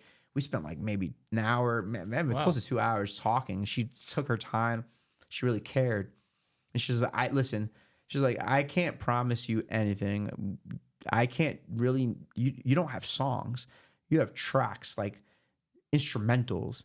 She says, but I really believe in this so much that I feel like I would be willing to take this into an A&R meeting to see what happens and how would you feel about that? And I was like, yeah, that's really cool. And like, I didn't really understand what that meant at the time. I was like, yeah, like whatever you need to do.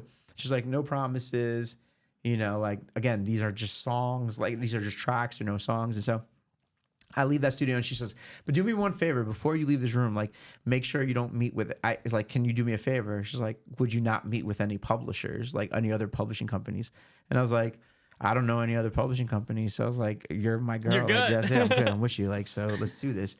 And so I don't hear from her for like maybe like 6-8 weeks. It's a long time. Yeah, I totally forgot about it. Like I was like, all right, we're still working. I'm not even focused on it. And then one day I get a message from Nils. He says, hey, Sony ATV is really excited about something, and he tells me about the story that she played one of our tracks in an A&R meeting to the president of the company, a whole A&R staff.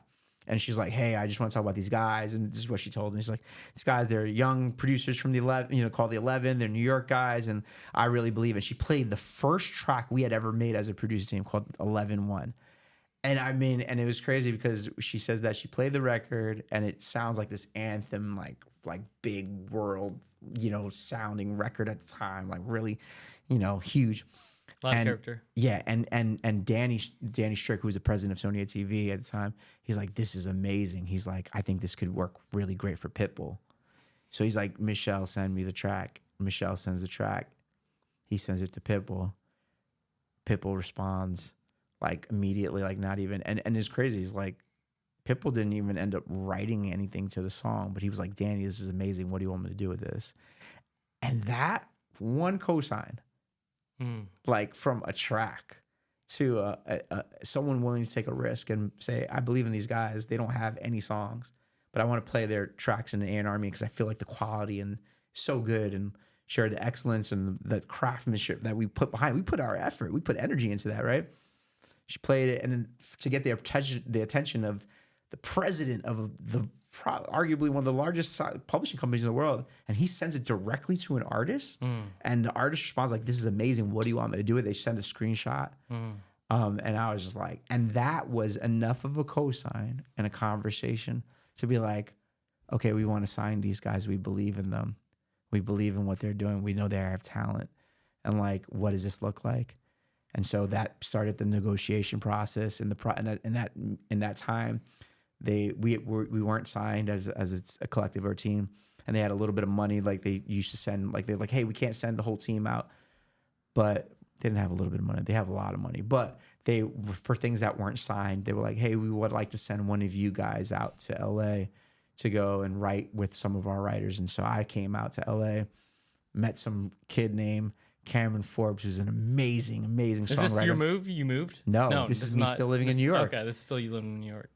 I meet this kid. he's like essentially like not homeless, but he's like sleeping on my boy's couch. He's got a laptop with a broken screen. He plays me this song. It's a kick drum, it's a piano, and it's a vocal. And it's like, and I heard the song, and it was a song called Rum and Ray-Bans. And I was like, yo, this song is not produced out, but this is really dope. Like, I love this. Like, hey man, would you mind if like I produce this with my team? And like we go back and work on this. And he says, yeah, I have some people that are interested in it, but like, yeah, do your thing. And so I quickly get it together. We start working on it. I send it to my guys. My guys were back in New York. I was working in LA. We're going back and forth and whatnot. And like within like 24 hours, we put a new demo together. This is why I'm on the trip with Sony ATV, right? So they're paying for me to be there. I meet this kid randomly, this guy randomly. A random kid. Random. Through my boy, actually. My boy, who's another amazing songwriter. His name's DQ. And he was at DQ Studio. And this demo, man, it was like, if you heard the demo, you wouldn't think it was what it was, right? Like, but I heard it, and I was like, I imagined, like, this could be dope. Fast forward 24, 48 hours, we got a rough production version of it. I send it to my team, or the people that was like, hey, the Sony ATV. And they're like, oh, this is amazing. I send it to my boy, who was my boy at the time, Niels. He wasn't my manager at the time. And I say, hey, this is what we wrote. Like, check this out. He sends it to L.A. Reid, who at the time was the president of Epic Records. Oh. And it was a time where Sean Kingston had just finished, like, got out of his accident. And like, I guess that jet ski accident he had, and like he had signed him to the label, and he was like, this is going to be Sean Kingston's next single. Like, we're nobodies. We're nothing. Like, we're like, he's like, this, who are these guys? Who are the 11? Who, like, I want them on, like, this project and that project. And, like, these guys are, where are they? They're in New York. Have them come to the office.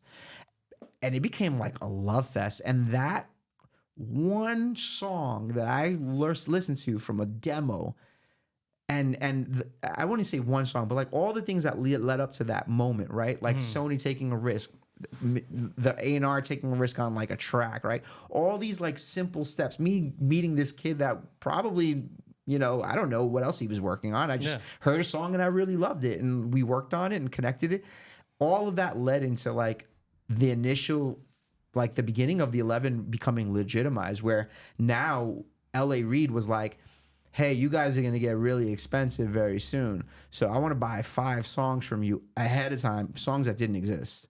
He did a song deal with us, which you can't even do that anymore. No one does it anymore. No. Where they spent a certain amount of money and they said 5 songs guaranteed. Yeah. We were like, bro. Did you take it? Yes, we took it, because that deal helped solidify our publishing deal. Now our publisher was like, hold up, we can't offer them the same deal that we did before they had no cuts. Now they have a legitimate single. Yeah. They're working. Now you have an executive that's actually speaking on their behalf. We got to come correct, because if not, we're going to lose this deal to another publisher. And that was my entrance into like becoming legitimate as a music industry, in the music industry, because within a few months by 2012, we had our deal with LA, and we were meeting with the team all the time. Are you still with Sony? No, so I'm unpublished actually, no. I was with Sony for like 10 years, had a great relationship with them. And now we've been unpublished the last 2 years, which is amazing, because I built an incredible catalog in the last 2.5 years that, I'm really proud of. And like now, like, it's just like, I think independent is definitely a way. You see a lot of people holding on to their publishing and the catalogs, and they're doing some different things. And like Russ is killing it. Russ is amazing. I mean, when you look at what he does with the master side, I'm sure his publishing side is incredible, all aspects of it. But I feel like that's the thing that I'm most excited about. Like, the fact that like creating all these things, these assets, and creating this work and these copyrights and these songs I'm really proud of, and like knowing that like these things have value that are, just further than just the music, and like they can go and translate into places and spaces and bring opportunities in ways I never even imagined. So I'm grateful for all that, man. And like that one song really created the gateway for us to becoming, professionals as producers and songwriters. And we've built a career since then, worked with artists like Meghan Trainor. We worked with Meghan Trainor before anyone knew who Meghan Trainor was. Her parents would send her on like a bus, a Greyhound from Massachusetts to come to our studio to work with us. Like, nice. I have 50, 60, 70 Meghan Trainor songs that have never seen the light of day. That's crazy. Right? But I've been a part of her first 2 projects, which very grateful, very excited to be a part of. And, you know, just even like artists like her, I've worked from, you know, new artists like her to legacy artists like Celine Dion, you know, and had songs and movies with her. And, you know, really, it's just it blows my mind that we started as these guys in a garage studio in Elmont, New York, you know, making beats. Yeah. And to see where it's at right now, it's incredible. Rewinding to that, and you said you worked 6 to 8 weeks or 6 to 8 months. Yeah. Of which one? 6 to 8 weeks or 6 to 8 months of like months. Yeah. How did you get a team of guys to show up like it's a real job and not get paid? Well, at the time, I think it was just a unique time in all of our lives. I think that like one of the guys, one of our guys, he was a full-time musician, so he was just kind of playing on the weekends, and like he had the Monday through Friday thing going. The other guy was a sound guy and a DJ, and his thing was really on the weekends, and a lot of time he had Monday through Friday pretty free. My brother at the time, he was working a 9 to 5. He was interning, but then I think that kind of changed suddenly once we started doing the 11. He like was just like, you know what, I'm gonna just dedicate myself and do this to, you know, and grow in this area. And for me, I was kind of in the same boat. We were all musicians pursuing music in very different ways, all of us individually in different ways. But it made sense for us to like unite forces and come collectively, and, you know, just worked out. Yeah. You posted the Steve Jobs quote a while back, and it said, "Great things in business are never done by one person; they're done by a team of people." Yeah. How do you find a good team member? Man, I've been fortunate. I've been really grateful. You know, I've been able to come into this business. You know, there were times where I was in this business alone, and there have been times where I've been in this business in partnership. And so, thankfully, when it came to the partnership aspect of it, I was able to connect with people that I really trust. You know, and people that are like good people, and for me, like, it's been a blessing. You know, some people say like, how do you endure or work with family, right? Because you trust them. I trust him. I trust my brother. My brother trusts me. At the end of the day, like, we respect each other, and we know that we have each other's best interests at heart. And I've seen other brothers not do that. I've seen in different places and spaces, and where it's like the most disheartening thing in the world. And I'm just so grateful that I have a very unique experience in the sense that, you know, my brother and I, we're brothers, right?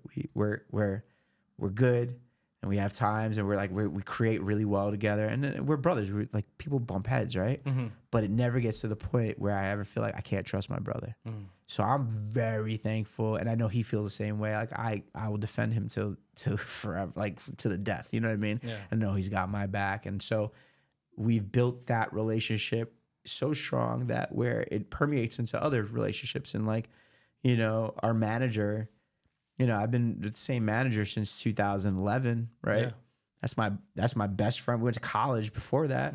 It's my brother. We built a sense of family. We can do business together because we trust each other. Yeah. I'm not saying there are times that things haven't gotten weird or turbulent in any relationship. I think that's just normal. That's just relationships in general. But can you fight through that? Can you pick up the pieces, and can you move forward and grow from it, right? And I think that's one of the beautiful things that I've learned in my relationship in music with my core team has been that I can trust. I know they got my back. I got theirs, and we can go and we can grow. Yeah. I love that, bro, because I'm just starting to build my team right now with the personal training as well as the podcast. I have a manager. My buddy does my books. He's my best friend from high school. And I didn't really articulate why, like, I trust them completely, but you just did a great job of it. Thank you, man. You know, it's just like you have this whole significant trust that, like, they have your best interest and you have their best interest, and you articulate that. For sure. And I'm always trying to figure out how I can bring more value to the team. So, like, for instance, if something is maybe benefiting me in one area, like, my team is never worried about, like, oh, well, James is only thinking about himself.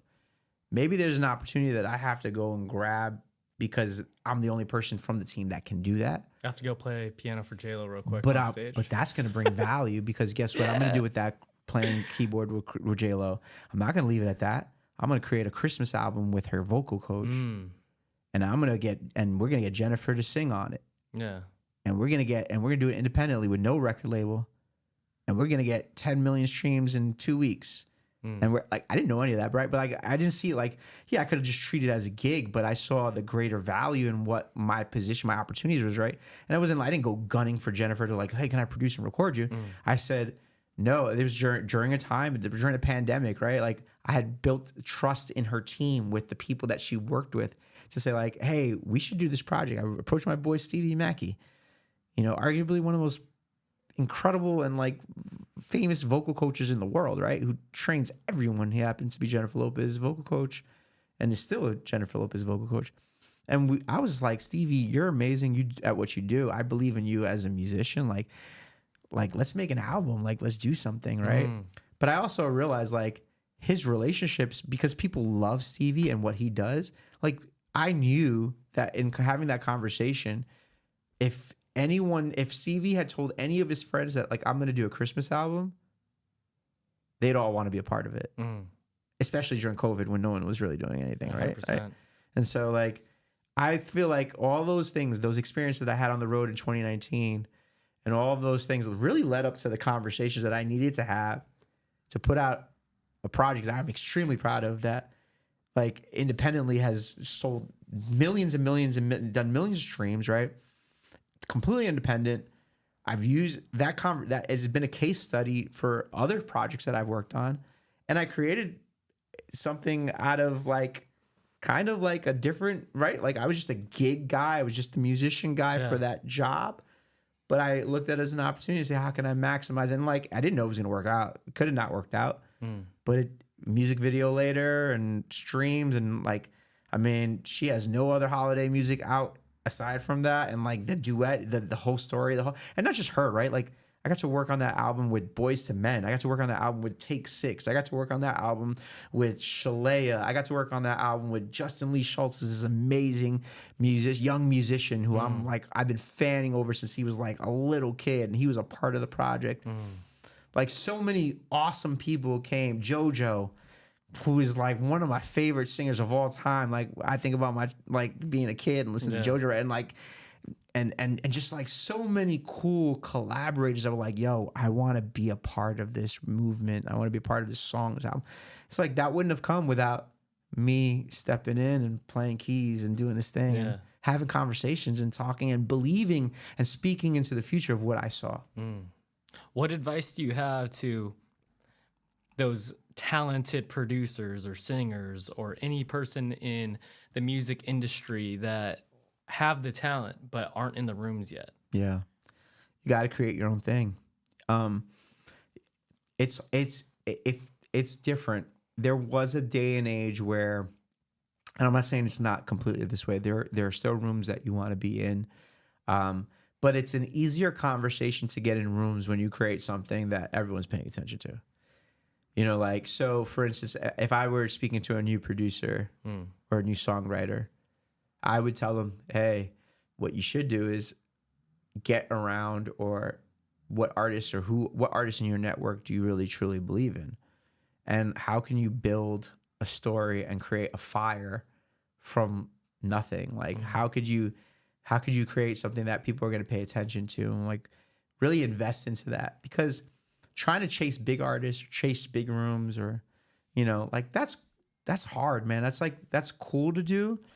But when you create something that like people are excited about, they'll find you. Yeah. You don't got to go force it and push it. I've never done that.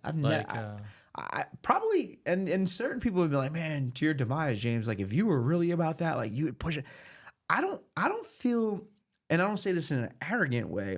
I just feel like whenever I'm in an environment, I want to believe that whatever I'm doing is creating an opportunity for the future. And if I'm supposed to be a part of that, like they're going to want me. I don't have to like advertise all these things. I'd rather you find out what I'm about and what I'm doing, and maybe like the most subtle way where they're like, oh snap, like Beauty doesn't seek attention.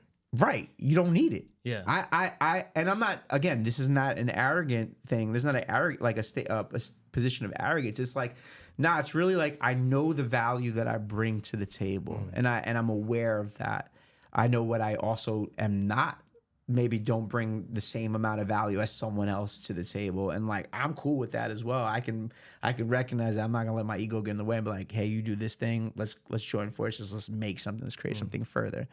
You know, and I think that like that in itself is tremendously valuable and has brought me a lot of value in my life, you know, where I don't feel the pressure, you know, to try to be someone I'm not, but like actually be who I am and like bring what I bring to the table and trust that whatever I'm doing is going to be the thing. Yeah. I started coming across this concept of maybe you're just not good enough in the sense of, for example, there's personal trainers in LA charging like $400, $500 an hour. Sure. And instead of saying like, oh, like, woe is me, like, why haven't I got the client? Why haven't I got this? I switched it to like, maybe I'm just not good enough yet. Maybe I don't have the knowledge that they do. Maybe I don't have the networking skills or the advertising skills or the personal training skills that they do. And what if I just become so good and so undeniable that I'll get them? Yeah. And that's similar to what you just said there. Just like create the best fucking art out there. Create it and know your value too. Like I heard Know your value. Know your value and like know what it costs. Yeah. Like I don't have a problem saying like, hey, if you want me to do X, Y, ABC, it costs X, Y, Z. And if you don't want to talk to me about that, you can talk to my manager about that. And I'm okay. Yeah, how do you do that? I'm okay with it. Because that's a whole skill set in general too, bro. Like knowing your worth and sticking to that. Yeah. I'm not gonna sell this song for $1. No. Right? Can't do I it. know that I'm worth X. Right. How do you stick to that? Right. Well, if for some reason you can't afford me or afford my team or whatever it is or whatever I'm a part of, then what are some other ways of figuring this thing out? Yeah. Because it's not always just about the upfront money for me. What is it for you? Especially at this point of my career, it's really about like being a part of something that has potential to grow past whatever initial money you can pay me. Like you can pay me in advance of, you know, whatever, you know, I don't even want to talk about the figures, but like I've gotten paid a good amount of money for songs. Like one song, like, you know, I've seen fees for, you know, whether it's 30, 40 grand for one song, right? But that's not realistic for people. Like that's not a thing. So it's like, well, if you can't afford that, doesn't mean I'm not going to work with you. But like, if I believe in what you're doing and I want to be a part of it and you believe in what So it works I bring, both ways. Absolutely. Like if their shit is so good that like, oh, I see the potential there, I want to work with you. So what I would say in that point is like, hey, you can't afford me. I understand that. But I really love what you do. And so let's partner together. I'm not going to try to sign you to like rob you. Let's just say that whatever we create in terms of value, you know, however many people are part of it, we split it evenly. You know? So if it's two people, 50-50, right? However it is, whatever the entity, like there's so many different. You've done this before. I've done this before. I've gotten people record deals this way. Like literally, there's a kid signed to Def Jam right now.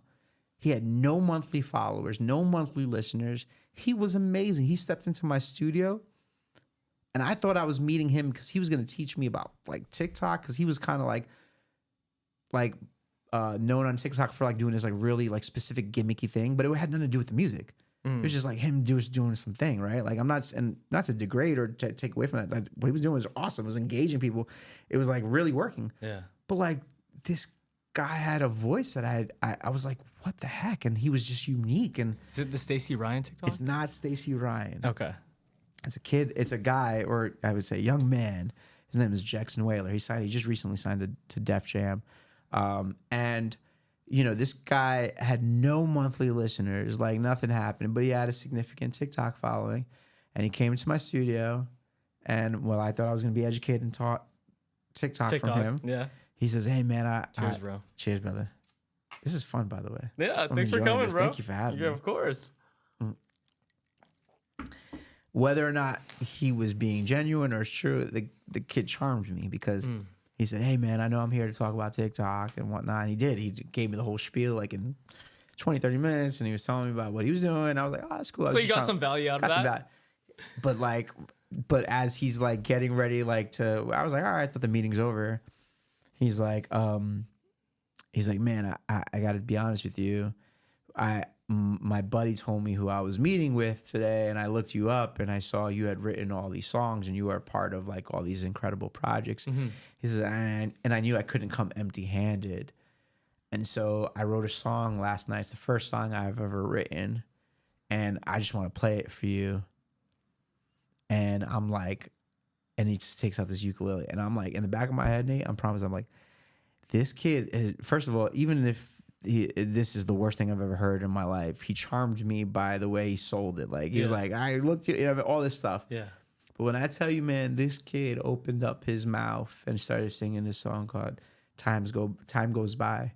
And he played it on a ukulele. And I'm talking about this guy's an athlete. He's a basketball player. Wow. Yeah, like he's like a You didn't expect it.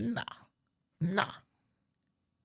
But I'll tell you one thing. After he closed his mouth, I didn't let him leave the room. I said, when are you going back to school? And he was like, oh, I got to leave tomorrow. I said, cool. What are you doing for the rest of the day? As I'm saying is, my manager and my brother come into the studio, and I'm like, we got to stop everything we're doing. You got to hear this kid. Like, literally, you got to hear him. Like, it's just ridiculous. And he just had this uniqueness, right? And so I knew this kid couldn't afford us. We knew it, right? It's just not going to happen. But I didn't let him leave the room because I was like, hey, we're going to take this record and you're going to go back to college and we're going to go back and forth and we're going to figure out how to make this a thing and we're going to put it out. And we put it out independently. No label, no support. He actually didn't want to do anything like that. He was very disinterested in like doing a deal with anyone at the time. We were kind of like, hey. He wrote this song the night before. The night before. Wow. Right? He comes in. We record it. We make tweaks to it. We change some things here and there, right? We like work on it, like, and we make it a record. We make it a real record. Now, it didn't happen. It happened over a course of a couple of days, right? Yeah. And a couple iterations and, bounces and versions of it. But yeah, long story short, we put it out, distributed it. I don't even think we even use like a real distributor, man. I think it might have been DistroKid or something like, which I'll be honest with you, we were like, man, this is too good to do it this way. But, respect the artist and like, hey, this is something he wanted to do. And like, we partnered on this, right? So I was like, all right, well, let's see what happens. The record drops and man, the thing starts streaming. Like he starts getting playlisted and added and we're like, holy cow, we didn't even put anything behind it. It was just like, it just went. And I think that speaks to not just the producer or the production value of it, but who he is as an artist and the musician and the song that he wrote that connected to what we all felt in that room. And I think that resonated through the streaming platforms and it started to blow up. And then we put another song that, again, the second follow-up song that started to go and do really well. And and it's funny because we only put out those two songs. He started working with other people at that time. But like none of the other songs ever like did well. I wouldn't say they did well. They didn't have the same impact, right? Yeah. And I really truly believe like that impact in what he was and what he brought to the table.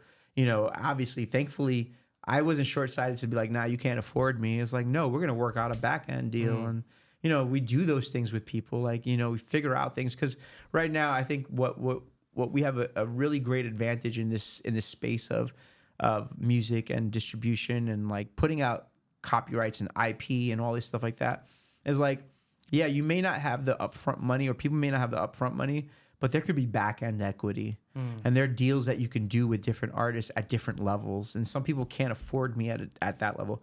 Okay, cool. How do we come to an agreement and partner on something where if this is successful, you're happy and I'm happy and let's put our best effort into it and let's do it.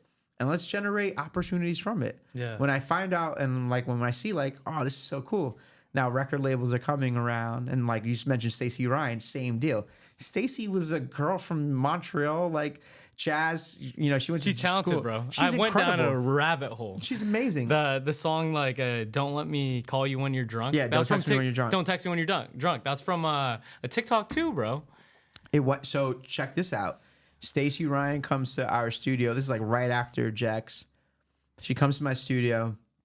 She's here to do first time in LA. Is this the Creative House, by the way? It's Creative House. Dude, it's beautiful. Thank you. Checked it out. Thank you, man. I want to come check it out. Thank you, man. No, actually, we just moved in September. Okay. Yeah, we're actually in Hancock Park right now. Okay.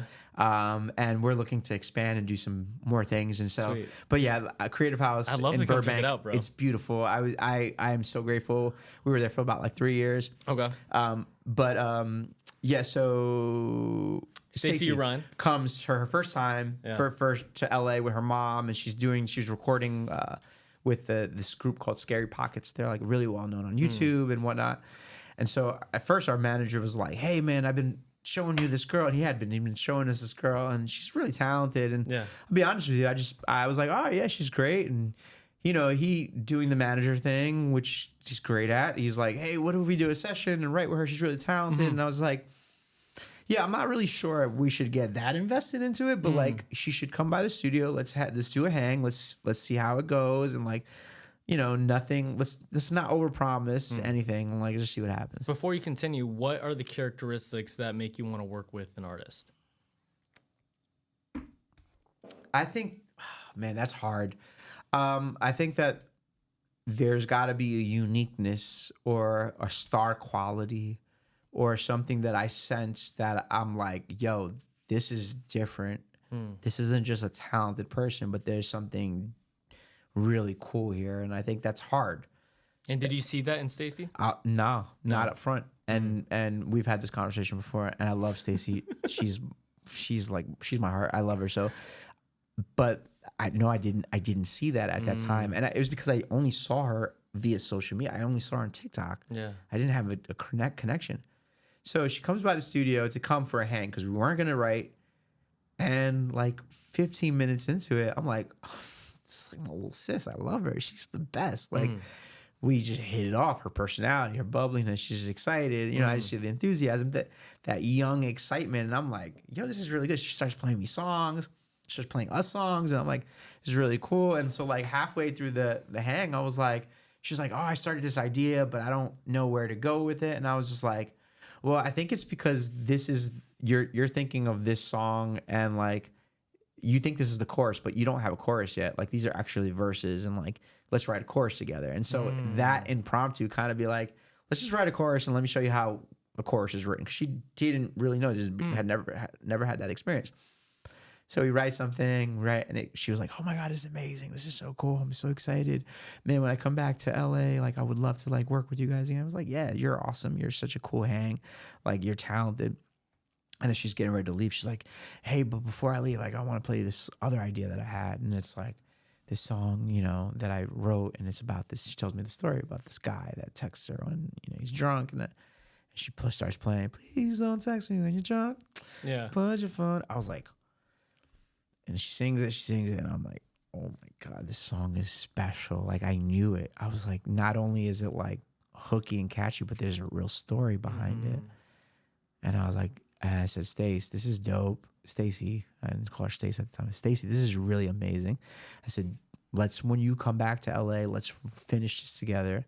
I said, don't play this for anyone else. I kind of did like what happened to me. I was like, let's just like I want to work on this with you. Please, like, right?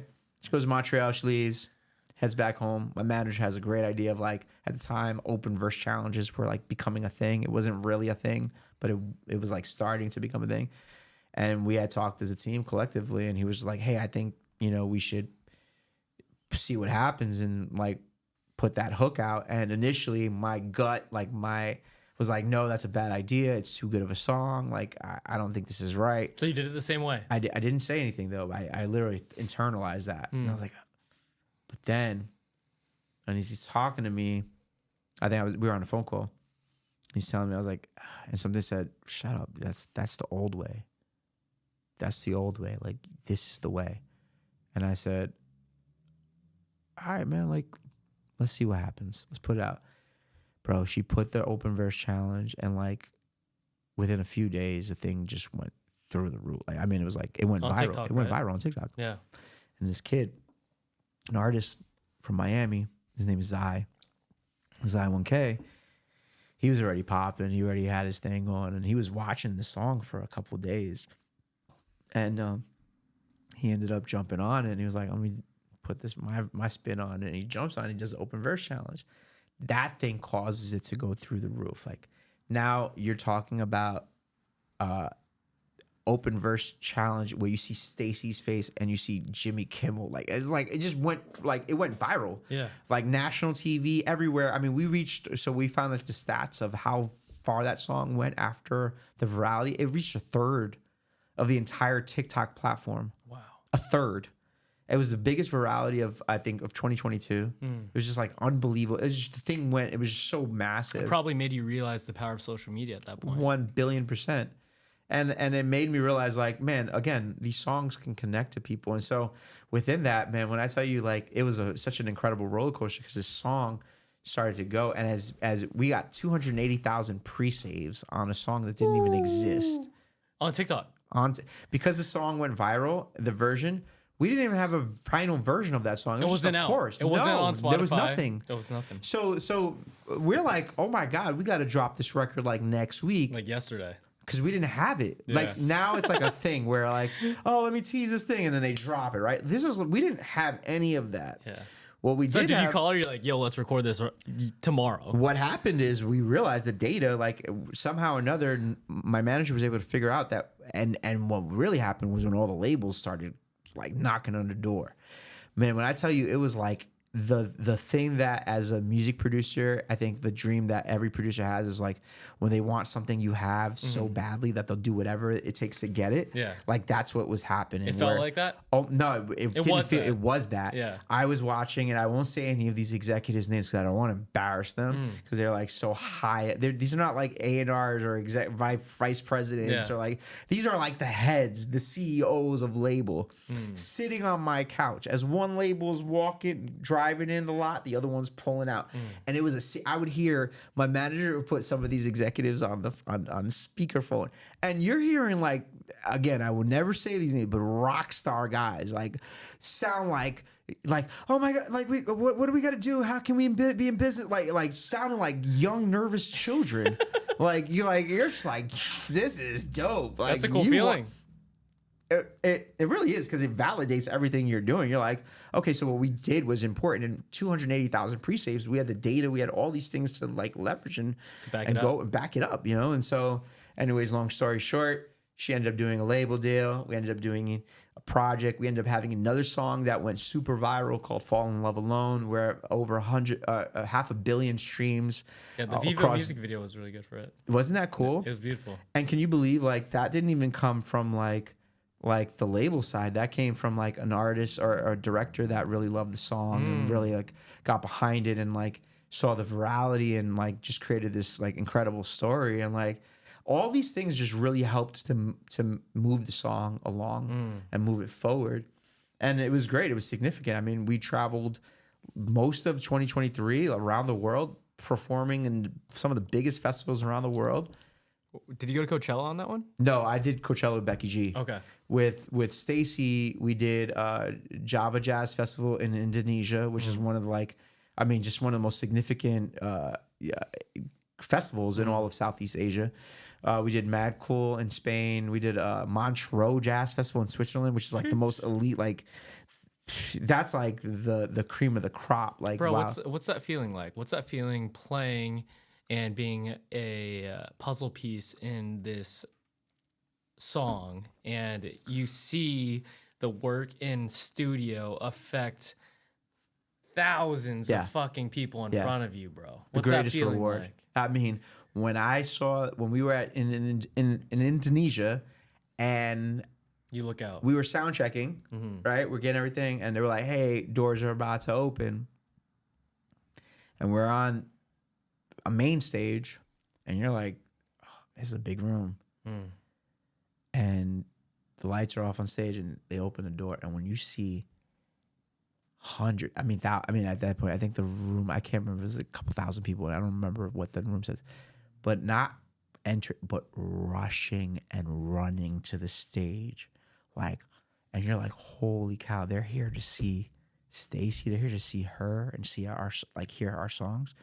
And when you hear these people singing the songs that word we wrote for word in Burbank, California, at Creative House, and you see people rushing in from on the other side of the world, singing the lyrics and a part of it and excited about it, bro. That to me, look, it's cool to play with some of the biggest artists I've played with and around the world. I'm grateful, I'm very thankful. But I'm playing other people's music. When you're playing your own song, and that's a very unique aspect. Not every producer gets to go and perform and play with their artists on the road. Like that's I'm very blessed that I can jump on both sides of the fence. But like the fact that I can play these records and these things with an artist that like the world is like going crazy over, it's like that's the biggest blessing in the world. Yeah, I can't imagine, bro. That's amazing. It's great. Pretty great. Again, playing other people's music is awesome, but playing your own, the things that we wrote and produced and created. Yeah. And it's awesome. And so since then, you know, we've worked on an album, and actually we've worked on probably, I would say, well over 2 albums worth of material. I'm executive producing the project with my team, my brother and I. And you know, we're getting ready for her debut album. We're excited about it. We're doing some really cool things and having some really cool conversations. And I just want to see artists like her and Stacey and brand new artists. Like to me, it's like, yeah, we can go chase and get the big cuts and work with big artists, but starting something from nothing, the ground up, and creating something out of nothing, blossom. Man, that's the most beautiful thing in the world. And feeling like we're gonna be a part of each other's careers and lives, not just for one song, but for 10 years. Yeah. Right? Like that's the dream, right? Season of life. Like I want to continue putting and investing into artists like Stacey. And, you know, we're so big on artists understanding the landscape of the music business and like really helping advocate for them, you know, in the sense of like what is the current landscape of the music business and how can we help you get the most out of it? And like, you know, we're really about artists owning their assets and owning their intellectual property. And so, for instance, with like, and some of our artists that we're doing, we're not even doing traditional deals with labels. We're doing licensing deals where the artists retain all of their ownership, and labels are paying like well over like $1 million for the same thing to license it but never own it. Right? And the artist gets to collect or gets to keep their intellectual property. It's different compared to 20 years ago. Oh my God. Those conversations weren't possible. But when you have a virality, you have 280,000 pre-saves. I'm not going into a label deal. Like, can you give me a deal? It's like, no, this is what we're doing. Yeah. Are you interested? Do you want to partner with us? And how can we move forward and elevate? Yeah. And let me tell you, and not to shade labels, a lot of these labels don't have the bandwidth, the capacity. They don't have it. Like they want to do and they want to sign, they want to do things, and like, but at the end of the day, like it's really the artist driving the whole thing. It's really the artist team driving the whole deal. Because they're the selling point. They're the selling point. And we've learned and we've understood that like what we do as a team is offers so much value in ways that all the value. In ways that labels like they're there to fund that value. And if they get it, they get it. And if they don't, they don't. And it's cool because guess what? We own our masters. Like we own what we're doing. Yeah. And we're not gonna have the same type of conversations with people or labels or individuals that maybe someone else is going to have because we know we hold the leverage. And we're advocating for the artists. We're not trying to steal, we're not aggressive. We're not doing these deals where the artists are getting abused and 10 albums of production deals. We're not doing anything like that. We're doing partnerships because we want to see the artists thrive. We want to see everyone grow and just elevate to the highest level potential, that's possible. Beautiful, bro. Yeah. Do you know who Rick Rubin is? Of course. So I'm rereading his book that just came out, The Creative Act. It's good. It's really good. Yeah. And one thing I wanted to ask was, he has a big point of not depending on your art for a living, right? So like, don't depend on your art initially to feed yourself or put a roof over your head, right. XYZ. And there's so many artists who come out to LA, go out to New York, go to these big cities and be like, I'm going to be this rock star. I'm going to be this producer. I'm going to be this pianist, XYZ. And they don't initially. Right. And they have to get like a serving job or a bartending job or whatever to fund themselves. Right. Like, what's your perspective on that in general? Like, how does one continue to pursue art? Do they live at home and continue to just work on their craft and not get a real job? Or like, what's the game plan for an artist who doesn't have any clout, any leverage to any label to get known? Yeah, I think it's, again, so working a regular job to fund what it is you're pursuing is totally fine.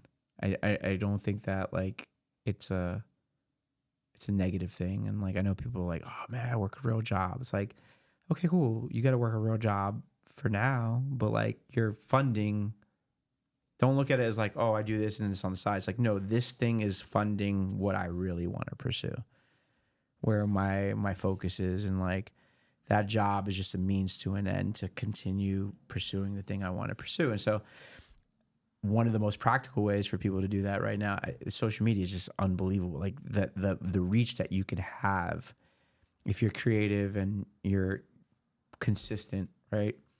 And I know like people that like that's different, right? Like, oh, well, like it's just so much out there and there's there is, but how do you take who you are and what you do, and how do you make it the most? Because reality is we're all playing with the same software. Everyone. We're all playing with the same sounds. We're all playing with the same things, right? But it's how we express ourselves through that. And how do I make myself unique so that I'm not sounding like everyone else? Maybe I need to borrow elements so it sounds like, oh, people can relate to it, but how am I injecting my soul into it? And I believe that that's the difference. I think like, call me naive, but it's like, it's when people feel something that's authentic and real and they can connect to it, whatever it is, they're going to latch onto it. And I think, what I love, Rick says sometimes, like, or what he says, like, hey, you should do it for you. Don't do it for the approval of others. And like, I really believe there's a heavy truth to that, because a lot of times we're just trying to catch attention. We're trying to be like, do what's trending. Do what's trending. Do it. And like, okay, do what's trending, but do it in your own way. Like, be unique. Find a way, because you are the best at being you than anyone else. There's no better person it's the best at niche. Being you than you. Like, no one. So I get that I may not do something as well as maybe a specific thing, but there are other things that I can do that inform that thing that I'm doing that is so unique. And how do I find and latch onto that and create a place where people can engage with that? Because I guarantee you, once you do that, people start engaging. Like, that's really your entry point. That's really where it becomes like, all right, man, this dude is dope. Like, she's amazing, or like whatever. Like, I got to get with them. I got to work with them. And like, that's how you start building and establishing community, in my opinion. And that's the biggest thing, right? Building that community. Yeah.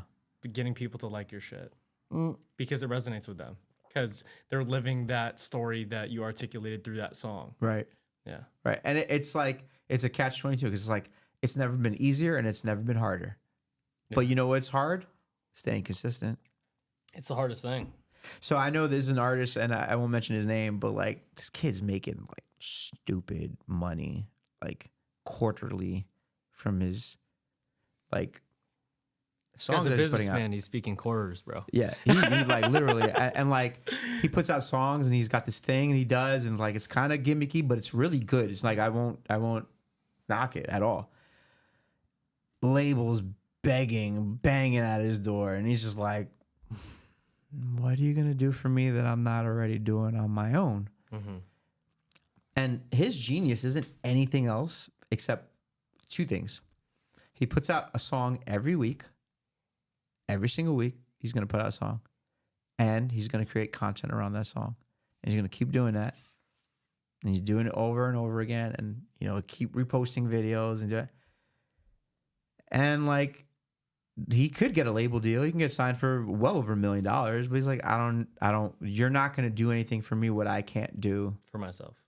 Unless you're gonna take a song and you're saying, hey, we want to take the song to radio, and we're gonna spend over $1 million on radio. It's like in promotion. Yeah, we're not doing that. Yeah, we're not doing that. And so it's incredible to see like the landscape from a business perspective, like independent artists. If you're consistent with this thing, and you hit this, and you just stay consistent, and you're fan, people can latch, and they know they're gonna get something from you weekly, or however, whatever that time frame is. Man, you'd be surprised, man. It's the people that start and don't continue. It's the people that like get like a hot streak and they do it for 2 weeks, and then they don't get the results, and they're like, oh, what's that?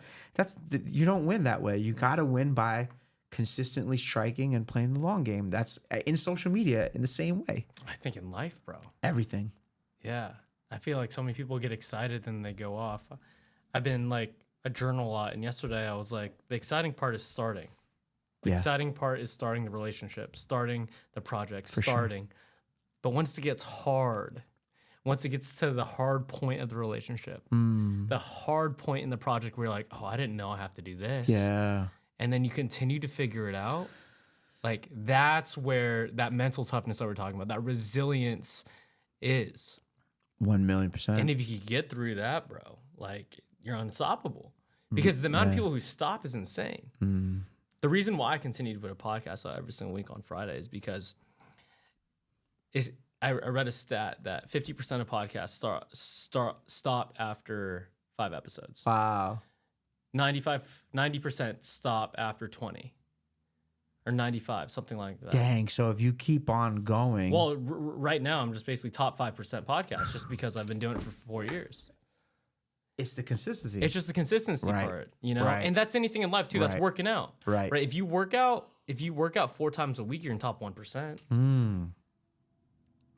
Really? Yeah. If you work out 4 times a week, you're in the top 1%? Around there. Don't quote me, but I'm pretty sure. That's crazy. Yeah. I work out 4 or 5 times a week. I don't feel like I'm in the top 1%. Dude, well, if you look at the statistics about just people being obese and stuff, right? Like most of America is insane. It's insanely overweight. Right. You look at our grocery stores, bro. Like you can't get 90% of the food. If you eat, terrible, man. You only could eat 10% of the stuff in there. We really have a massive problem, especially in America. Huge problem.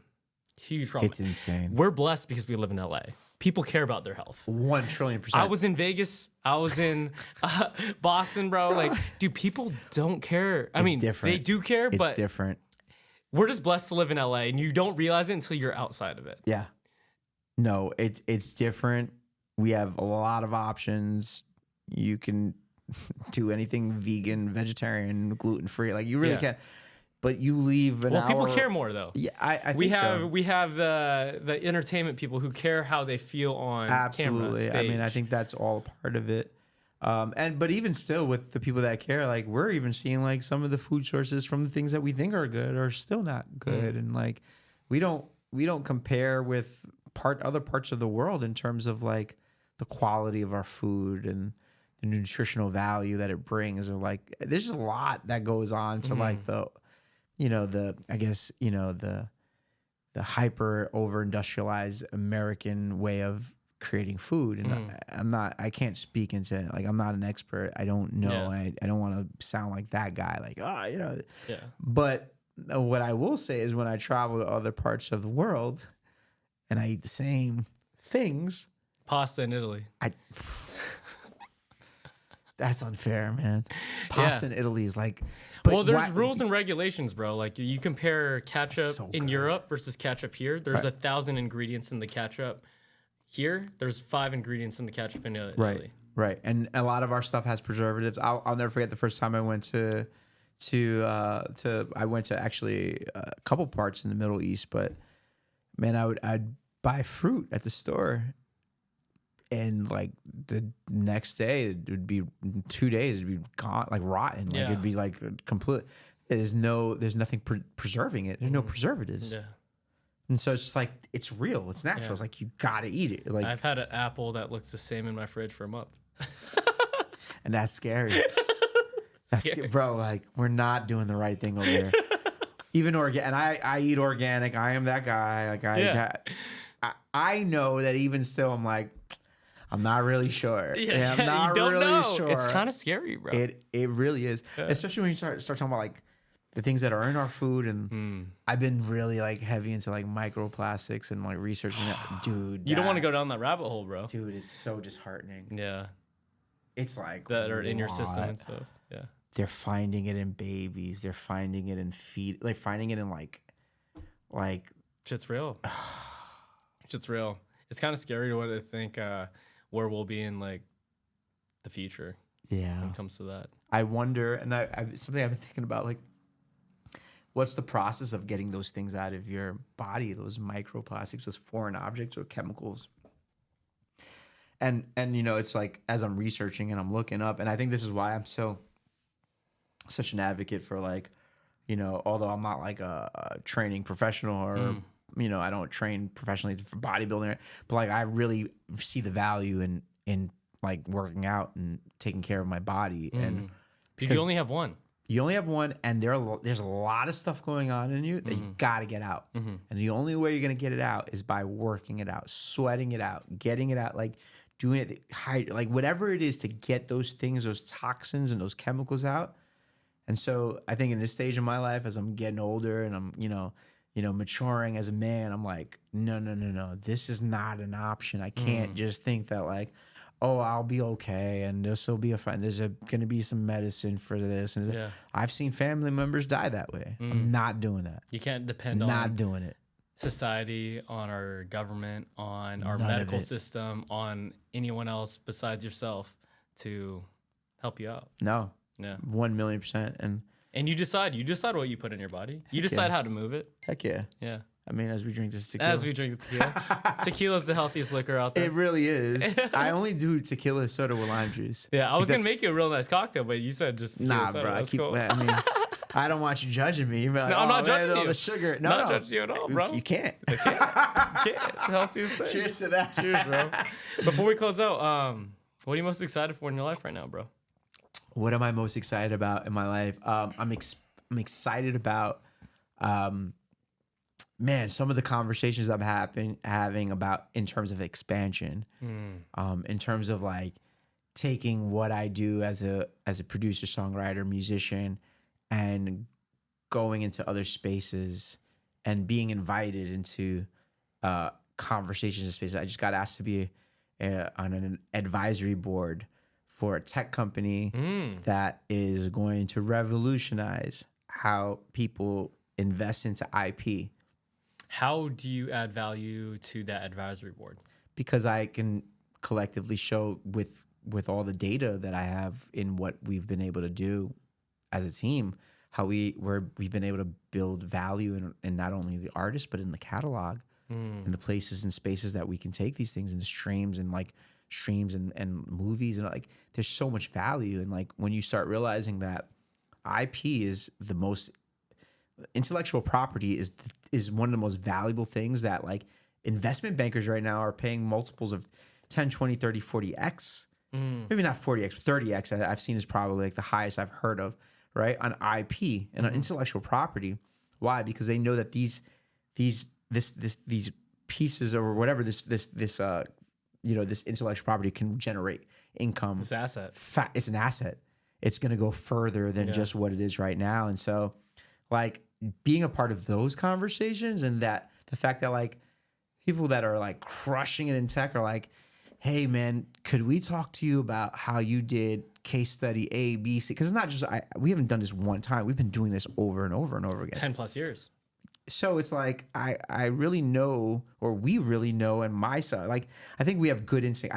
There's one thing I love, I think I can love and appreciate about my team and I, is that I think we have really good instincts and we can see possibilities in ways that maybe most people are not thinking about. And so again, to be a part of these conversations and to like, be a part of investing into like new artists and to new ventures and and expanding my business and signing producers and signing writers and like growing our empire, growing the empire that I believe that I was purposed to build, and, not just as a gig musician, not just as a tour guy and playing stages all around the world, but as an entrepreneur, as a creative, as a leader, as all those things. And like the fact that we get to do that, the fact that I get to do that every day in and day out, like that makes me more excited than and it's kind of like an elevation point from just,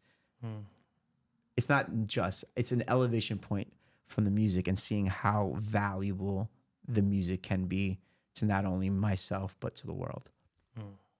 I love that, bro. Yeah. I think we'll end it there. Thank you, brother. James Gabriel, bro. Yes, sir. Thanks for coming on, bro. My God. Where can everyone find you? My Instagram is @JamesGabriel. My TikTok, which you're going to see a lot of content coming out, and then actually in the next few days, next few weeks, actually, cool. Where I talk about the music business and I talk about artistry and artist development and the phase that we're in when it comes to music business is going to be on TikTok. Cool. And that's @James Gabriel. Dang, someone took the actual James Gabriel. Yeah, man. I got robbed. Go but get it's cool. it. Go check it out, guys. And we'll see you in the next one. Yes, Peace. Sir.